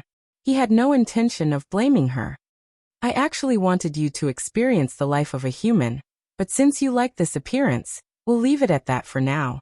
After all, when Collis thought things through one day, Wuming could use the power of the Great Origin to turn Collis into a human at any time. Let's go. The arrangements here have been completed. After some time, come back and check on it. We can proceed with the next step of the plan. Wuming patted Collis, who seemed to be thinking about something. Yes, master. Wuming opened a golden teleportation door and directly went in. Meanwhile, Collis was still absent-minded. She was thinking about what Ruby had said about bewitching her. Magical girl. Ha! Collis thought as she floated and also entered the teleportation door. In Ilya's world, Showayu residence. A golden ripple appeared, and Wuming emerged from it. After Wuming came out of the teleportation door, the first thing he did was to look at the clock on the table. At this time, Mayu should be done with school soon. Master, I'll go and prepare to welcome Lady Mayu. After flying out of the golden ripple, Collis directly flew toward the door, out of the door, and out of the door. At the door, there was a surge of magic, and a rather expensive red convertible car appeared there. This was a transformation of Collis. She had the ability to mimic. As for the size of the object she mimicked, she could do so with magic. Wuming, who was standing in front of the window and watching this scene, did not know what to say. Ever since Collis transformed into a ruby or sapphire, Collis had become even stranger. If it was in the past, Collis would definitely not have transformed into a car for Wuming to pick up Mayu. However, now, Collis would transform into a different car almost every time Wuming went to pick up Mayu. Classic, expensive, ordinary. There were all kinds of cars. This even caused Mayu's friends in school to be amazed. It could only be said that Collis was now supporting Wuming and paying more attention to daily life. She was no longer focused on combat. Forget it. I can only blame myself. Wuming sighed. Collis' change might have been caused by Wuming's words back then. Wuming's original intention was to let Collis live alone. Collis probably thought that Wuming no longer needed Collis.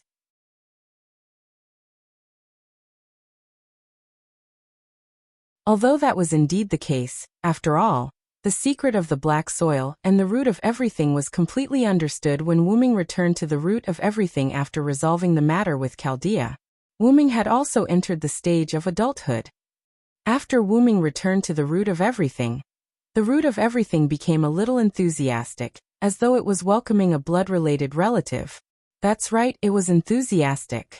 After that, Wuming also received the information and secrets that he needed to know from the root of everything. There was only one root dragon. If one had to describe it, the root dragon was the materialization of the root of everything. It did not mean that the root of everything could create a new one after the root dragon died. Therefore, the root dragon that White Yiksha had seen back then was Wuming.